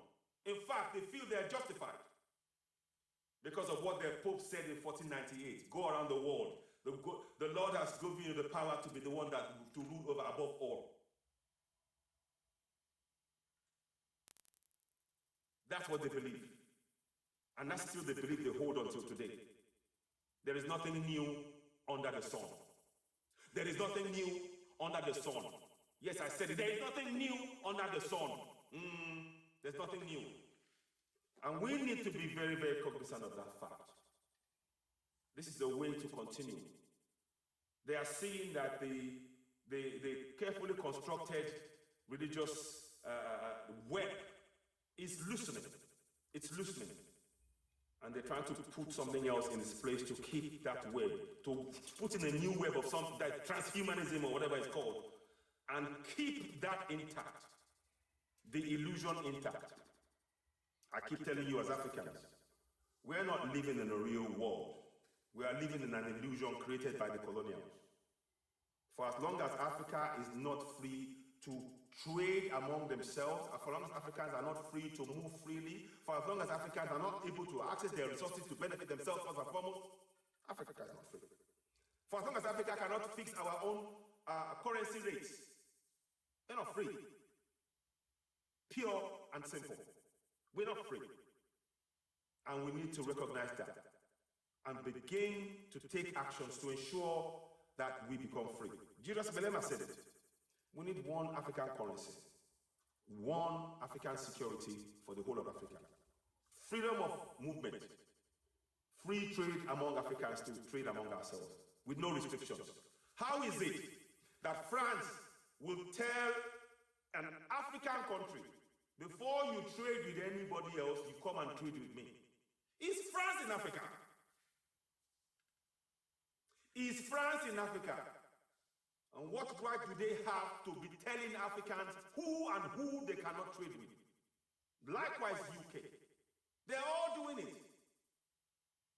You notice that when France is oppressing in those places, UK benefiting. How many of you know that the uranium that they take from the places like Niger, from Mali, it actually is not only benefiting France, Europe-wide. You see, while they are telling you to remain divided, they are united in your oppression. Fact. Fact. Fact. Go look it up. We need to be aware. If we don't unite, the coming generation will continue to suffer. Pure and simple. Yes, some of us will go out and you think you're enjoying. But I tell you this, as an African, like that, whatever you possess can go like that, because they can make it happen, because you are in their world and they control everything. They control all the levers. Go and ask the like of, ask many African stars around the world. I'm not gonna, you will know. You know what happens if they want to deal with them like that overnight. Whatever they have can disappear overnight. Because that's a sign telling them that we are in charge. We must wake up, all of us, starting with the religion, because it's the foundation for their oppression. The religions is the foundation of their oppression. If we can make sure that the coming generation do not end up serving the same religion, but the religion of our own ancestors from the beginning, then we might be able to put stop to this. And our languages must be spoken on the African continent. Don't misunderstand me.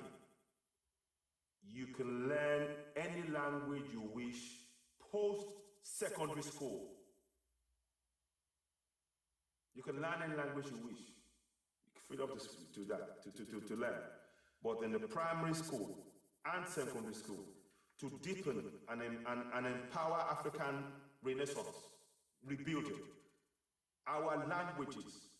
Ngugi, let me see if I got it here.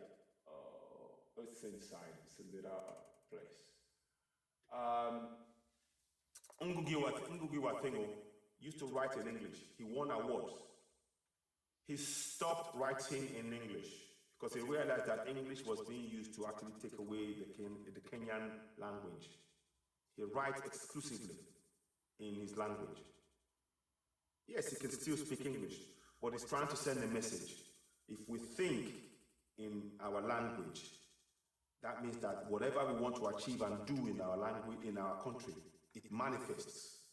We are manifesting our African, beliefs and African ancestors. If we're thinking in a foreign way, we are manifesting what they want on our land. It is that simple. It simply is that simple. But there's more work to be done on that area over time. But I am pro all African languages on all African soil. And look at Europe. Look in Europe. They speak the Flemish, speak the French, speak the Spanish, speak the Portuguese, speak the German, speak the Slavs, speak all of those languages. It's spoken. And when you are going to those places, the English will speak when they go to those places and respect those languages. Is that happening on African soil? Do they respect African language? Do they speak African language? They come to our place and we have to speak their language. Think about that for a minute. Let me say that again. They come to our continent and we have to speak their language. Who invited who? Who is the guest? Who is the welcomer? Who? Are we guests in our own land? Or are we saying psychologically that we've agreed, we don't own the land, we are speaking a language. We do as thou speak. Let's think about it. You will never go to a French land, France, and then the French president, if he's on the French soil, he will not speak to you in English. He will speak to you in French. You will have to speak French. But when they come to Africa, go to Mali. Mali will speak French. Go to Niger. They will have to speak French. only until recently, and go to wherever in Africa, we have to speak colonial language.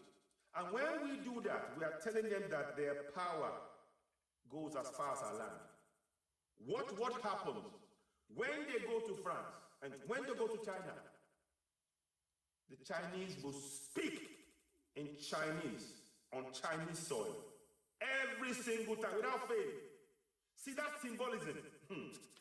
We don't know. That's why I'm saying the picture is deeper than you realize. That's symbolism that you're looking at on the picture. Symbolism. And the colonial powers, a lot of what they do is based deeply in symbolism. Because once you establish a symbolism, then it naturally becomes something that repeats itself. It repeats itself. It's a spell. It's a spell. It's a spell. And that's what we must confront. So that's why, don't ignore this. It's not about being angry. No, it's about understanding we need to put a stop to the enslavement of Africa. What steps do we need to take collectively to put a stop to it? And we work diligently to take those steps, relentlessly. And please, I need you to understand, it is not a job for one person. Because these people, those who we are dealing with, you've seen what they've done to Patrice Lumumba. You've seen what they've done to Gaddafi. You've seen what they've done to Nkrumah. You've seen what they've done to Secretary. You've seen the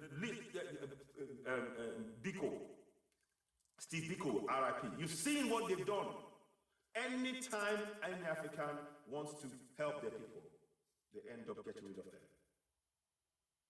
But this time around, if we are all involved, how many are they going to kill? It is that simple. How many can they kill? Don't forget, we are 1.something billion. So this message has to be about the billions. Simple. We need to put a stop to this injustice. Because this is injustice. It is injustice. You cannot come to my land, take my land over, take my resources, take my people, take my expertise, pay me nothing, and then turn around and say, I am a corrupt person. And not pay compensation and tell me that I am the corrupt person. That's hypocrisy, by the way. That's hypocrisy. And that's cognitive dissonance. The point at which you fail to recognize in yourself that which is totally unacceptable, immoral. Yeah. That's what's happening. That's what's happening. And we need to confront it. I would like messages to, I congratulate Julius Malema, Dr. Arikana Chomborikwa, Paul, PLO, Professor Lumumba, and my brother on YouTube. God, I've forgotten his name. You know, he's doing a lot of work reaching up to showcasing Africa. The name has the name slipped my tongue just now. But he's really doing a great work. What we need to do as Africans is we have to begin to understand that only us can write our own narrative. Never believe in the narrative written by those. Wodemaya, thank you very much, my brother. Thundercat, thank you. You are listening. Hey, thank you. Thank you. Thank you. Wodemaya. Yes, Wodemaya, that's it. So we need people like that. We need people like that to walk, the picture. What's the picture behind me? Well, what do you think? Can you see? Someone is asking. Can you see? Can you see that? That's an African man bowing to the idol of Christ. So that's the basis of the discussion tonight. It flows into many different areas. As we speak, I'm glad you asked the question. As we speak, the structure, but I can't, okay, can you see that? Can you see that? Can you see his hand? The bottom, but I can't see. you should be able to see now that he's actually bowing to the Christ, in a subservient manner. So you see that? I don't know if you can see it. Anyway, so okay. So he doesn't see himself as somebody that has put it this way, he sees himself as subservient. That's why he's having to pray, to kneel down in front of an idol, and that's unacceptable. And it signifies a deeper level of enslavement that we are trying to confront. That's why that picture is there. It is a picture that should really make us as Africans wake up and understand that if we are not honoring our own ancestors, then we cannot grow. If we as Africans are not honoring the ancestors that came before us, not the colonials, our own ancestors, our continent will not be peaceful. Because our ancestors were on and are still on that continent. They have been there for eons. They built empires that world over came to see. I'm talking about the Benin Empire, the Mali Empire, the Egypt, Ethiopia. Many there are places that many people around the world came to see. Those are our ancestors, African ancestors. We must honor them. We must know their name. We must revere their name. We must call on them. We must invoke their spirits on the African soil. We must. Rightly so for Europe. It is important that they invoke the spirits of their own ancestors on European soil. Just like the Chinese will invoke their European Chinese ancestors on their Chinese soil. So must we as Africans. It's enough. We have to stop praising the ancestors of the colonizers. You are. I think your opinion gives people a sense of direction, but I think your opinion is interesting. Well, yeah. Which Africans don't get represented from the past, from England, so we don't get taught that? Well, I mean, just go and look at the First and the Second World War. When you're carrying the remembrance, those countries, they were actually places. In Nigeria, for example, 200,000 people went in the Second World War, if I believe. And I think there was, I don't know, I'm not quite sure how much was in the First World War. And they're not mentioned. And in the Burma War, Africans were there. So I'm just saying, but Africans don't even know that. Africans don't even know that Africans went to fight wars in other countries on behalf of the UK. I'm just saying, these are facts. But anyway, let's not, I can go to specific, I might do a program on that later on. But the picture behind here, it is important that as Africans, we educate our people. We must take control of our own narrative. We must take control of our own narrative. Okay, you're right about those soldiers. That's fantastic. In all fairness, my school, we luckily had diverse teacher and not about those soldiers. The key thing is, you see, if you want to see, if you wanted to see this change, what would happen is that you will see it in the policies of the government towards Africa. It's pure and simple. You would see it. Because it's one thing to do this thing of, gesture. There's gesture politics and fundamental change. That's what I'm talking about. It's very easy to do gesture politics. You can do that. You can, at the minute, yes, I'll mention, and but what is happening in the fundamentals? What are the fundamentals? Is that changing the policy, the interaction of the West in how they treat Africa? Do they treat Africa with respect? Do they, or are they just seeing us as children that they can control? I'm afraid to say it is the latter. It is how they see us as something they can control. And that speaks to the perception, the view that Africa is a place for them to control. Africa is not free. And that is what I'm talking about. So that's the fundamentals that is at play here. It's one gesture to just say, oh, this one mentioned, that one mentioned. And the idea to go to Kenya and to celebrate and remember the heroes of the colonials on African soil. Well, what about the Africans that were killed, that were set, that were deliberately targeted? The Mau Maus were killed in their thousands. Huh? Huh?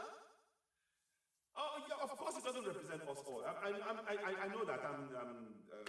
Shell, yes, I agree, but it doesn't. But the fact of the matter is that it's not just about Shell now. It's the entire Western policy on Africa that's a problem. And I'm happy to have that discussion. I'm glad that you're on here. The entire Western policy when it comes to Africa has to be looked at and addressed, because Africa is not seen as an equal, nor are we even, acknowledged, or there is a proper, genuine apology for the rape of Africa. And that's the reality. Nobody can get away from it. It is a plain fact. I'm not asking for feeling sorry. What I'm saying is that if you are still carrying out policies, even as we speak, that is still ultimately going to oppress and suppress Africa, Okay, yes, exactly. You never see where the money goes. So, you see, there's a double game that's been played. Oh, look, we're doing charity and everything else. And then that money goes zoop. And where does it go? No one knows. But hey, that's a good point you raised there. But what I'm saying is that as Africans, we are rightly questioning the motives of Western countries in Africa, when all they do is portray Africa as impoverished, as corrupt, as incapable of organizing anything, and riddled with corruption and all of that stuff. That is what we are being portrayed as. Now we're saying as Africans that we want to take control of our own narrative. I don't see many Africans carrying out a massive program of disinformation against Europeans and saying that Europeans are this, Europeans are that. We're not. We're talking about what has happened.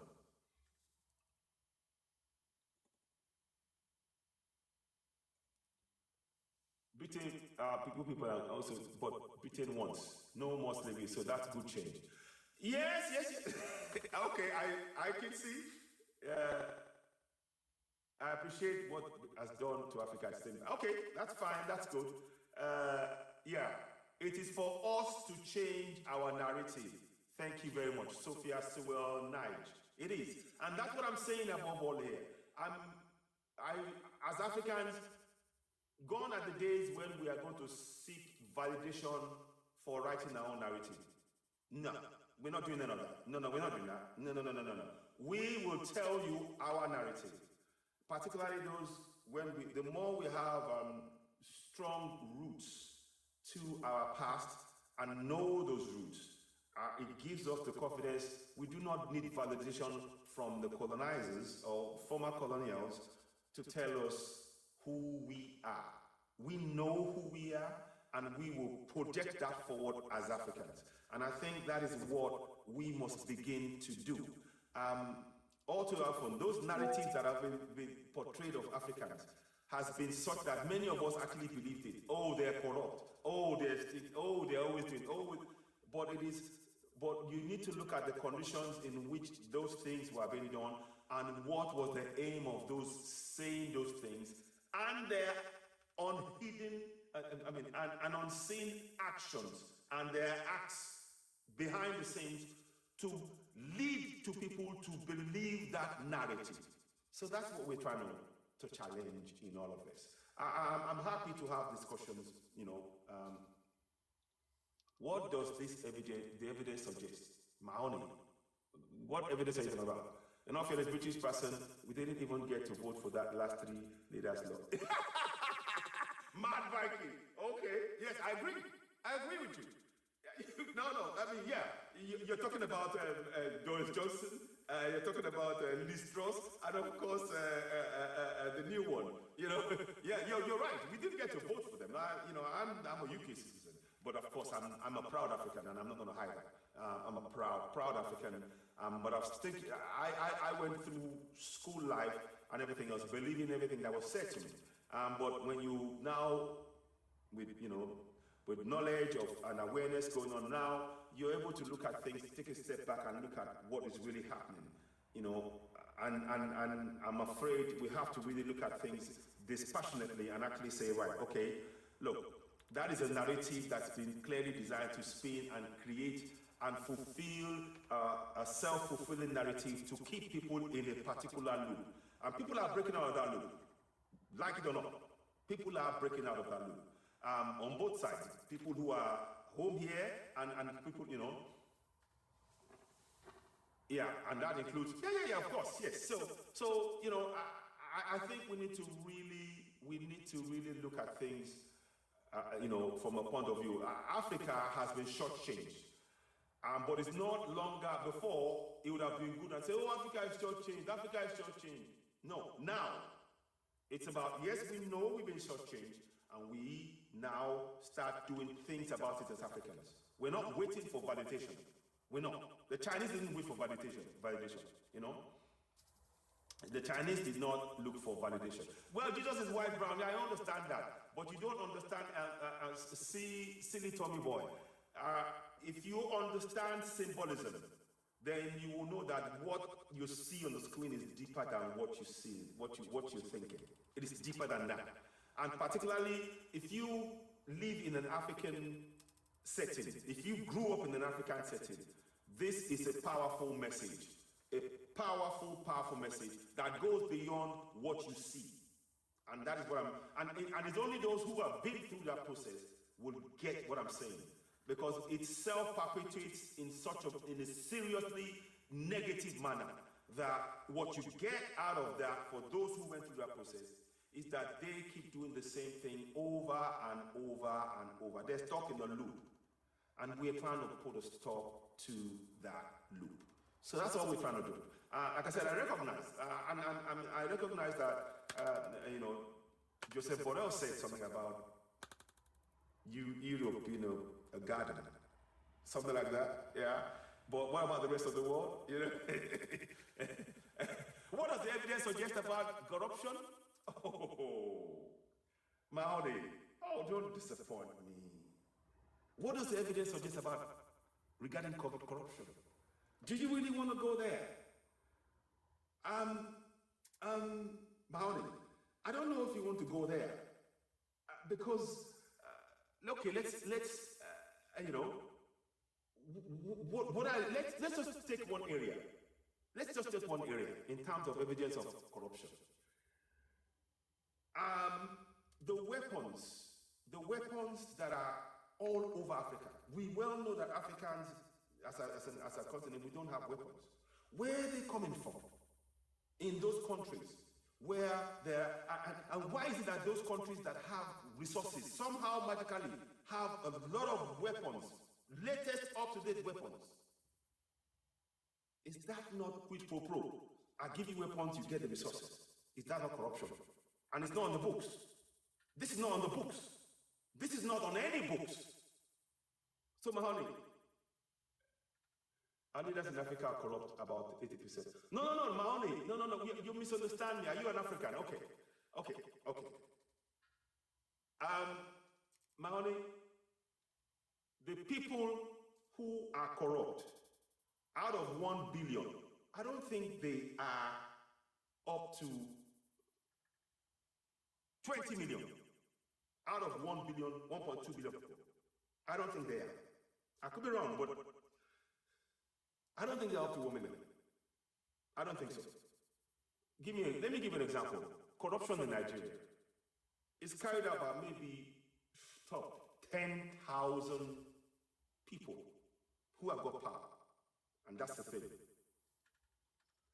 8 million are corrupt? No. Okay, how many of them are in power? How many of that 800 million are in power, Mahoney? In all honesty, how many of the 800 million are in power? Are you saying 800 million people are in power? We need to be we have to be clear about this. The people who are suffering, they are overwhelmingly in the majority. So I would say, yes, there's corruption, but it's concentrated in the few. But what is being said, and that's why we need to take control of the narrative, is that as Africans, all too often, the press, the mainstream media, has actually put this narrative forward that all Africans are corrupt, when in actual fact, in actual fact, you will find that very often there are small numbers at the top who are being used to control things and then exploit and deepen the corruption. And of course, the corruption, as I said, there can be no more corrupt people than the colonials. I say that without not even flinching, because what they do is to get access to resources, they provide weapons. They don't even ask for cash. Those are corruption that you don't see. Those are corruptions that you don't see. And that is what we need to understand. So when you're now saying that Africa is corrupt, then you're not taking into that thinking the idea that the very idea of corruption is created by those who are seeking resources using underhanded means. That in itself is corrupt. So anyway, I hope that makes sense. So, but going back to the Mahoney, there are some who tried. Thomas Sankara tried. Gaddafi tried. Patrice Lumumba tried. Nkrumah tried. Steve Biko and others, they tried,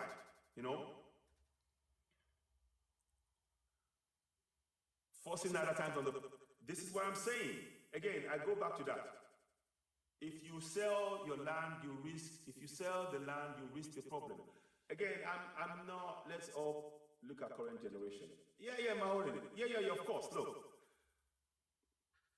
if you say look at the current generation, Ibrahim Traore is doing something very good.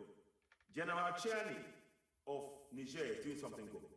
So those two, they are at least looking out for the people of the country.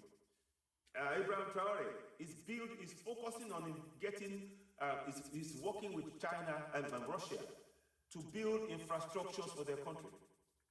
General Chiani started selling the uranium that France was buying at 70 cents per kilo. He stopped France from doing that, and Niger are now selling it on the world market at 200 euros per kilo, meaning that the wealth will come into Niger, and they can start using that to build. So those are successes that we can point out to right now.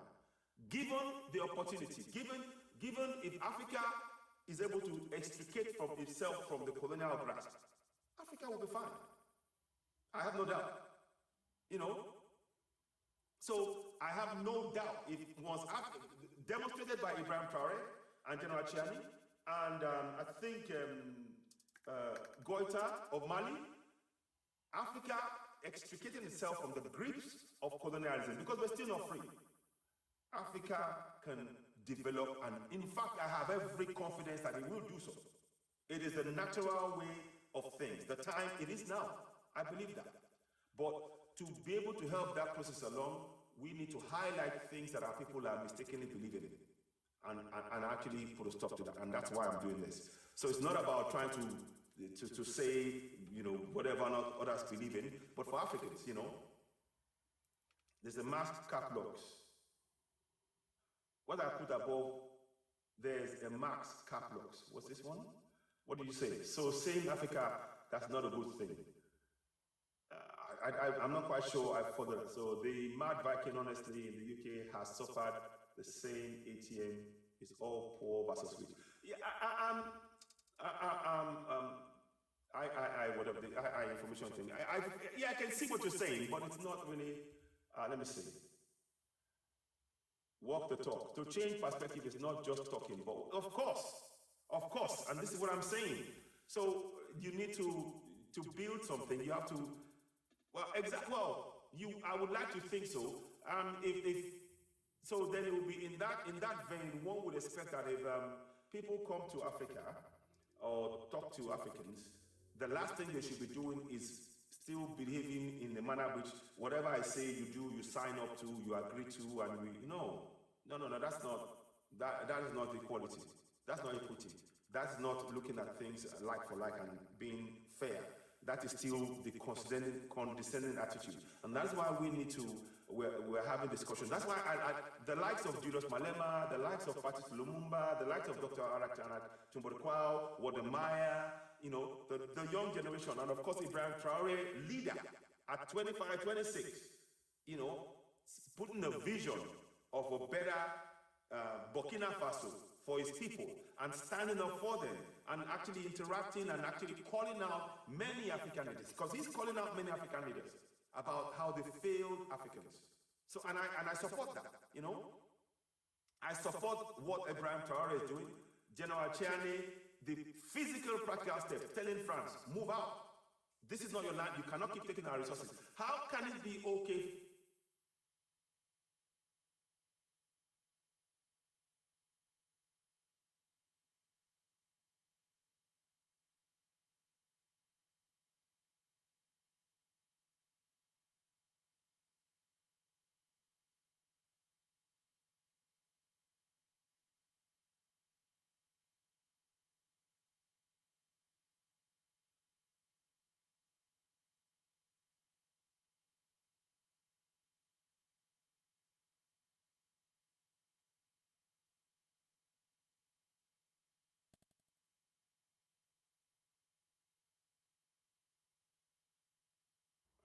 Yeah, hello? Yeah, so what am I saying? Can you hear me now? Can you guys hear me? Can you hear me?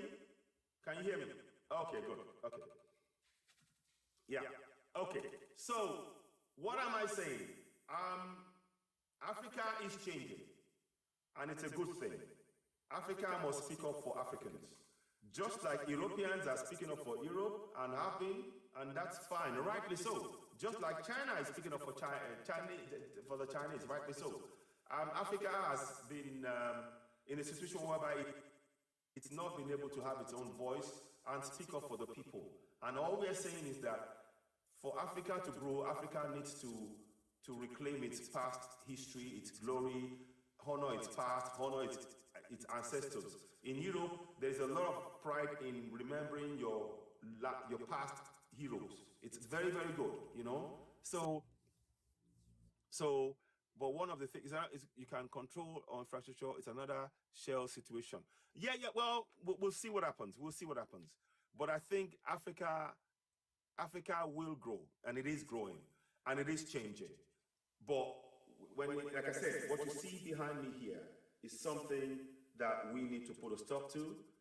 It actually does serious damage to communities, because people mistakenly believe that if they believe in Christ, that everything is okay and all of that stuff. And that is brainwashing. That is brainwashing, because what that belief system is to get people to believe in something, not to solve their situation, not to actually address their concerns. Whereas the people who are going to seek solace there are looking to address their concerns on ground. Can you see? There's two different things there. And that is what we're trying to address in saying, where you're seeking solace, you won't find solace there. It is a deception. It is pure deception, with your animals and conditions that trying to keep you down because minerals.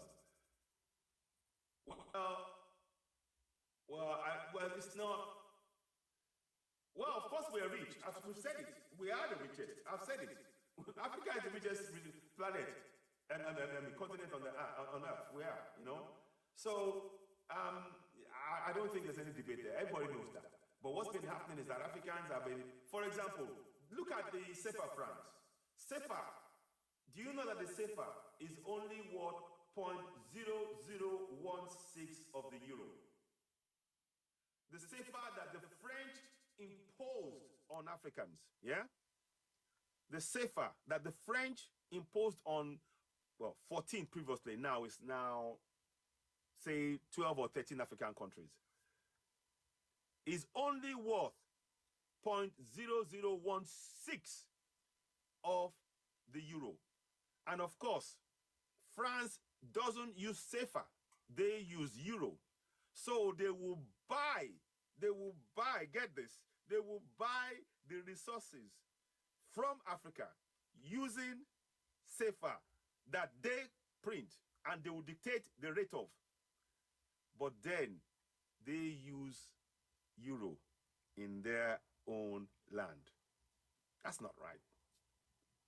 That can never be justified.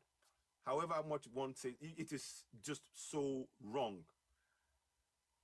They're printing money with nothing to back it, but they're taking away resources. That money allows France to buy African resources at dirt cheap prices. And that's the point.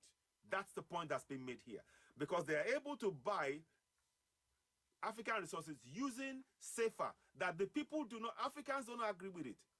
But France have used this as a way to continue with the continuation of colonization, paying back of a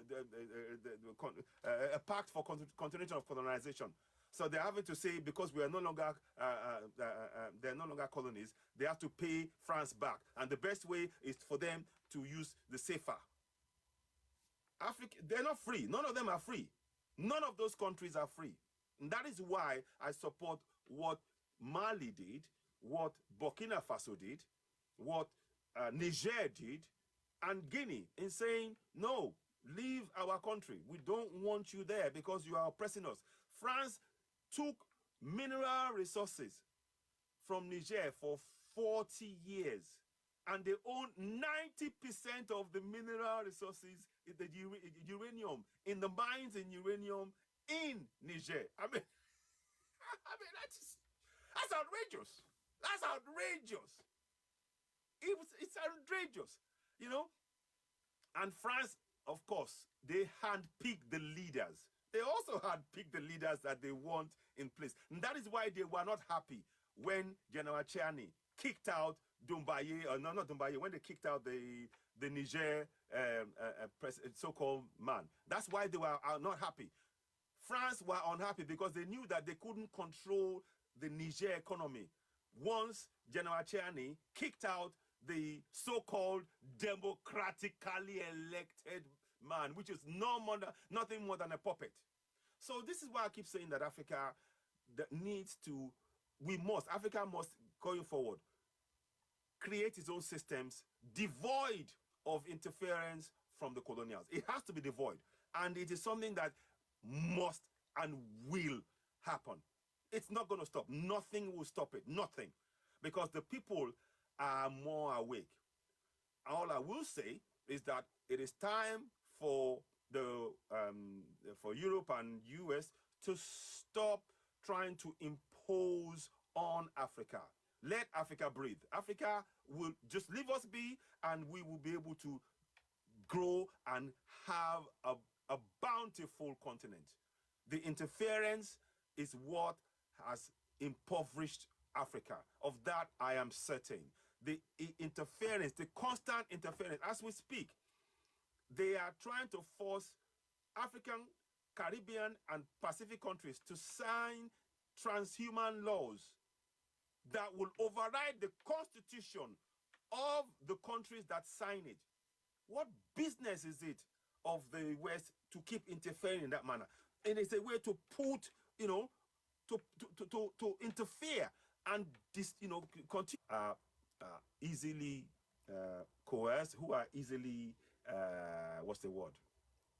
who are quick to they behave like crabs in a barrel because they see themselves as, oh, we cannot get past this, so what are we to do? Let us take what we can out of it.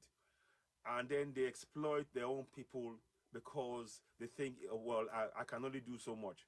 And that's what we need to stop. So there is that issue. But like I'm saying, what I am talking about most of all is that it is time that Africans stop this mentality that you see behind me and stop bowing to things that is being used to clearly control your mind. You need to free your mind, connect back to your ancestors. You know, in Europe, many people they talk about Greek mythology and they read it and all that, and they do Latin research.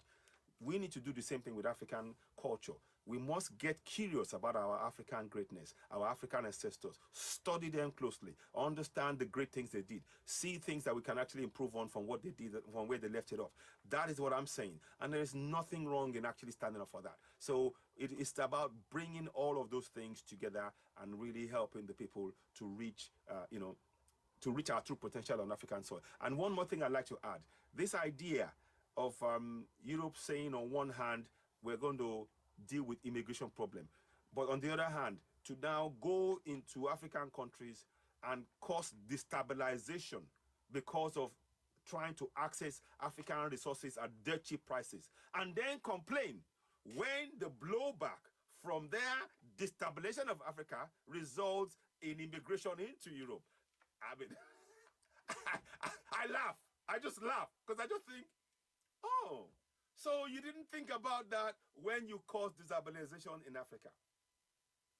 Because that's what is happening. That is what is really happening. And of course, because of what Russia is doing now in actually saying, no, Russia wants to actually have meaningful discussions, it feels like, oh, it's a threat. That's why US and everybody, they're trying to do everything to put the clause in. But Africa needs to decide that we have to be free as a continent. And I'm saying that unapologetically. We have to be free. Yes, of course, we need to look at African leaders. But it's not only leaders.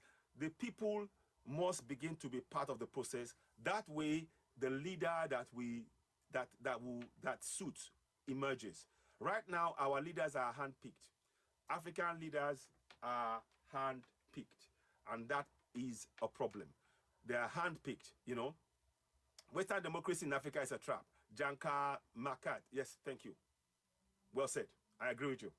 Yes, Western democracy in Africa is a trap, and we shouldn't.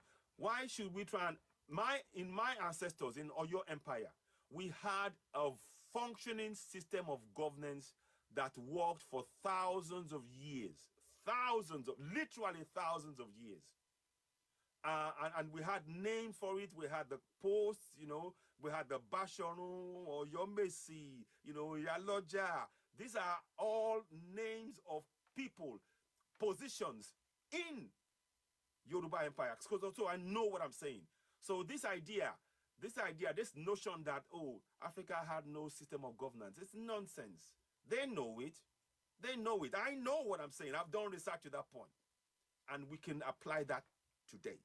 And this idea when they talk about, oh, human rights or women's rights and everything else, there is no better display of that than when we had in Africa, in Oyo Empire, they had women who were sitting in the council meetings with the king and discussing about the empire.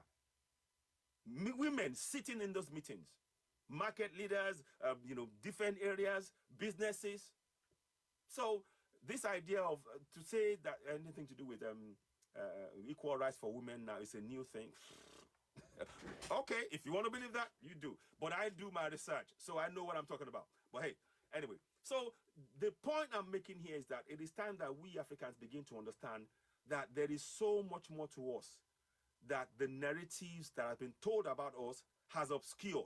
Now we need to blow the narratives away and really get to the real facts ourselves. The only people that can do that is us Africans. Yeah.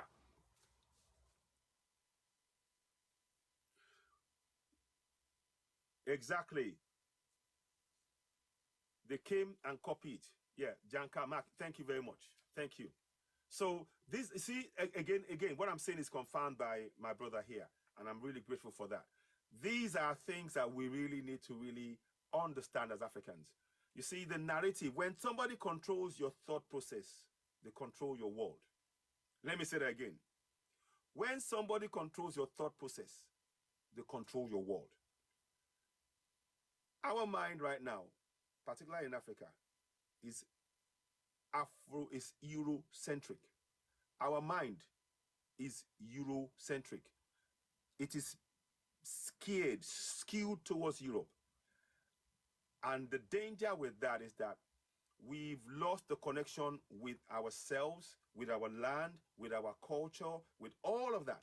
Whereas in Europe, they don't play with the narrative being what people see, what they feel, being part of the process and all of that.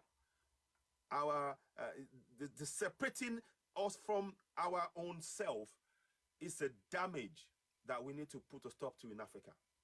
It's not the same thing in Europe. In Europe, it's more the people are involved, people they speak, they hear, and that what that has done is it's disempowered our people because because our mind is Eurocentric instead of looking at what is on ground in Africa itself and our interactions, but focus on whatever they say in Europe applies to us. That is damaging, you know. So that are nothing like we knew, yes, historically. So anyway, yeah, Olubedu, thank you very much, my brother. Thank you, I appreciate this. So, Gifta Baji, thank you very much, my brother. I appreciate. Thank you. So, what I'm saying here, please keep in mind, as an African, if you see this on African soil, we need to really educate those communities. We need books like this. Post-traumatic slave syndrome. Because it's a sign that when somebody is looking, and the way that is put up there is for you to go and pray to it. It is urging you. If we look at the way it's designed, you know, and down, looking down, it's psychologically, you are put in a weaker position. We need to put a stop to all that. No, we ain't doing that. No, we ain't doing that. No, not here. So, but we need to awaken our people first. So that's what I'm really here to really reiterate, that in our communities, let's make a better job of awakening our people, communicating with them the powers they possess to hold the governors to account. Because the reason why people turn to this symbolism, which ultimately puts them in a loop of suffering, is because they are often unaware that they have powers to hold their governors to account, even in their own local languages, and begin to change that narrative. Because they believe, they've been conditioned to believe that all their problems can solve if they give themselves to Christ or to Allah. That's a joke. That's a joke. That is simply a joke. Just go to churches in Europe. There's not up to 1 million. There's not even, I mean, the number of people who are going to churches all over Europe is less than, well, we're talking about, if they're even up to 100,000 in the UK, I'll be amazed.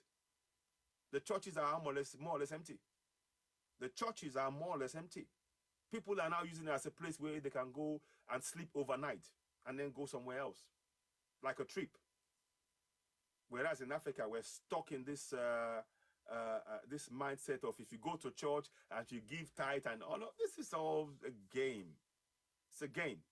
So yeah, what you see behind me, we need to challenge it.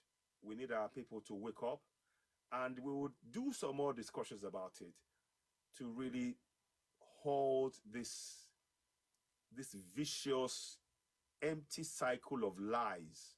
Because when it's kneeling before that, asking, I've given myself to Christ and covered myself in the blood of Jesus and all of that stuff, there's nothing connecting him to that as a person on African soil.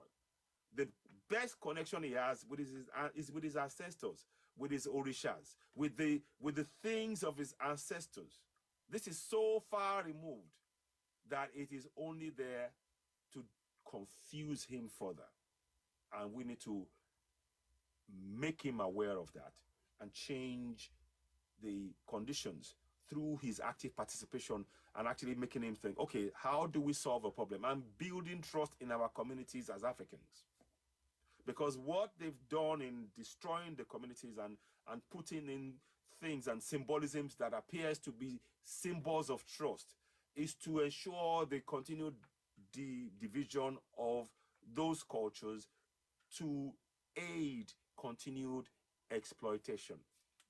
Pure and simple. It is just straight, pure and simple. That's what it is. But we can change that. We can. And there are steps we need to take. But before I go, I want to thank everybody. I mean, I could stay here forever and ever, but I think I've been here for some time now. I think I've been here since about, oh my God, it's 4 hours. Since about 2 o'clock, yes. So I think I'm going to have a break. I'll probably come back. Do subscribe, join us. I'm grateful. Sad thing is that the image was fake. This image was created by Constantine. Thank you. Yeah. And people believe in it because of the conditioning. Jankara Market. Okay. Yes. Oh, Jankara Market. Shey Yobani. Jankara Market. Jankara. Yeah, you must be Yoruba. You have to, because Jankara Market is yeah. Ekoni Lanso yen. Abi koyeyin ni. Ekoni konje. Me am I in Lagos? No, Anche Lagoon. Sorry, I was just saying, somebody just remind me something. So I'm sorry if I'm speaking in a different language. It's Yoruba language, but and I'm proud to speak it. But listen, what I'm saying here is this. They were right to mention. Yes, so nice one. Yes. Oh, nice one. Yes. So now, what I meant to say, what I'm saying about is this, you see, unless we as Africans begin to take control of the narrative on our continent, we will remain impoverished. And we cannot afford for that to happen anymore. We are the richest continent on this earth, and it is time our people benefit. It is criminal for us to allow this injustice to continue to happen to our own people. It's one thing if there were other people and we were silent, but to be happening to us, charity begins at home. Charity begins at home. We need to really look into how we can connect things together. I mentioned names again. Wademaya, Pastor Joseph Maponga, Dr. Arakarato Bokraw, Julius Balema, many others. There's a guy from France. Oh, I've forgotten his name now. He really is a champion. We need to have regular discussions among Africans how we can empower ourselves, because all they're doing, all what is being done here is restricting our movement of Africans on the African continent. And by doing so, keeping us in camps, forcing us to speak different languages, foreign languages, the Anglophone, the Francophone. It causes divisions that psychologically keeps us divided and not trust each other. Those are boundaries and things that we must remove, you know? Yeah, Caesar Borgia, yeah, son of Pope. That's the image of Caesar Borgia, Pope. Exactly, Alexander the Fourth. Enquirer, thank you. Absolutely, you nailed it. You nailed it. That's exactly the picture that you see. And we need to stop that. And that is what's being used to perpetuate this impoverishment of Africa. We need to stop it. And by the way, it's not only about Christianity alone. It's also about Islam, because they use Islam and Christianity to create divide and rule. So whilst you're fighting each other, and oh, this one is better, that's better, that gap, somebody's in there, and they're taking your resources and they're going out and going away with it whilst you're still fighting. So we need to wake our people up that, look, where's the focus here? You know, the reason why they are bringing these religions is because they have resources and they want to have the resources. So whilst you are occupied by that religion, they are taking the resources away. You need to wake up. It's not about Jesus Christ or no. It's a tool. It's a tool of oppression. Distract and extract. Distract and extract. That's it. It's a simple game. That's it. So, yeah, complete rotation of our minds. Both the Arabs and the Europeans have ripped us off. Thank you very much, Jankara Market. I couldn't put it any better. I couldn't put it any better. And we got to be very honest with ourselves. These are discussions, uncomfortable discussions that as Africans, we must have with ourselves. Because it's in having those discussions, then we can rebuild with confidence, direction, and move the things we need to move. We're not going to wait for validation from Europe or anywhere else. We must get to work ourselves. That is what is most important in all of this. So, I mean, we are trying to do that, and I hope programs like this will make it imperative for us to talk about this, and not only talk, but take action. We need to, the best way to get this happening is to have impact on ground on African communities in the African continent. That's the best way. But when you're having discussions like this, and it reaches a far wider audience, and each community can start talking about it. And again, I reiterate the need for us to have in Africa, we must make sure that going forward now, anybody coming to Africa, if you're not speaking my language, no business. If you're not speaking my language, no business. Thank you. Thank you so much. So yeah, they created borders in our continent and make us hate each other. Wow. See, now you're hitting the nail on the head. Now, wow, Enquirer, you're right. If you talk about this, some Africans, they will attack you. I know, but it's fine. You know, they may hate it, but that's a fact. So, but listen, guys, I'm gonna come back later on. I'll try and follow as many people as possible.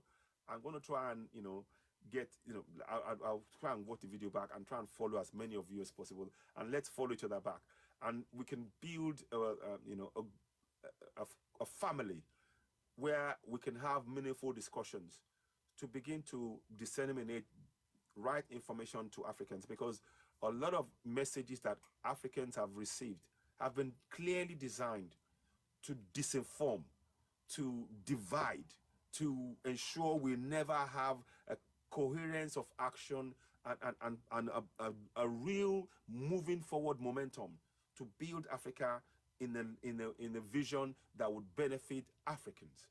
Africa to date has purely been benefiting the colonizers and continues to do so as we speak, by dint of the fact that the resources in Africa is extracted. Even as I speak now, planes are taking off in strips, air strips, put in the middle of a forest where there are resources that are being taken out of mines by 2-year-olds, 3-year-olds, 4-year-olds. They get it on the plane using the UN trucks to bring it into the plane and to fly it out. That's what's happening in Africa right now. That's the reality. But the press won't tell you about that. But it's only when you do research behind that you find this out. And same thing in Nigeria, by the way, in the states like Adamawa, gold, all of this stuff. They're creating, fighting. Where there are mineral resources, you will see the Western influence of guns, division, because they need that division whilst they take the resources out of Africa. That's the plain reality of it.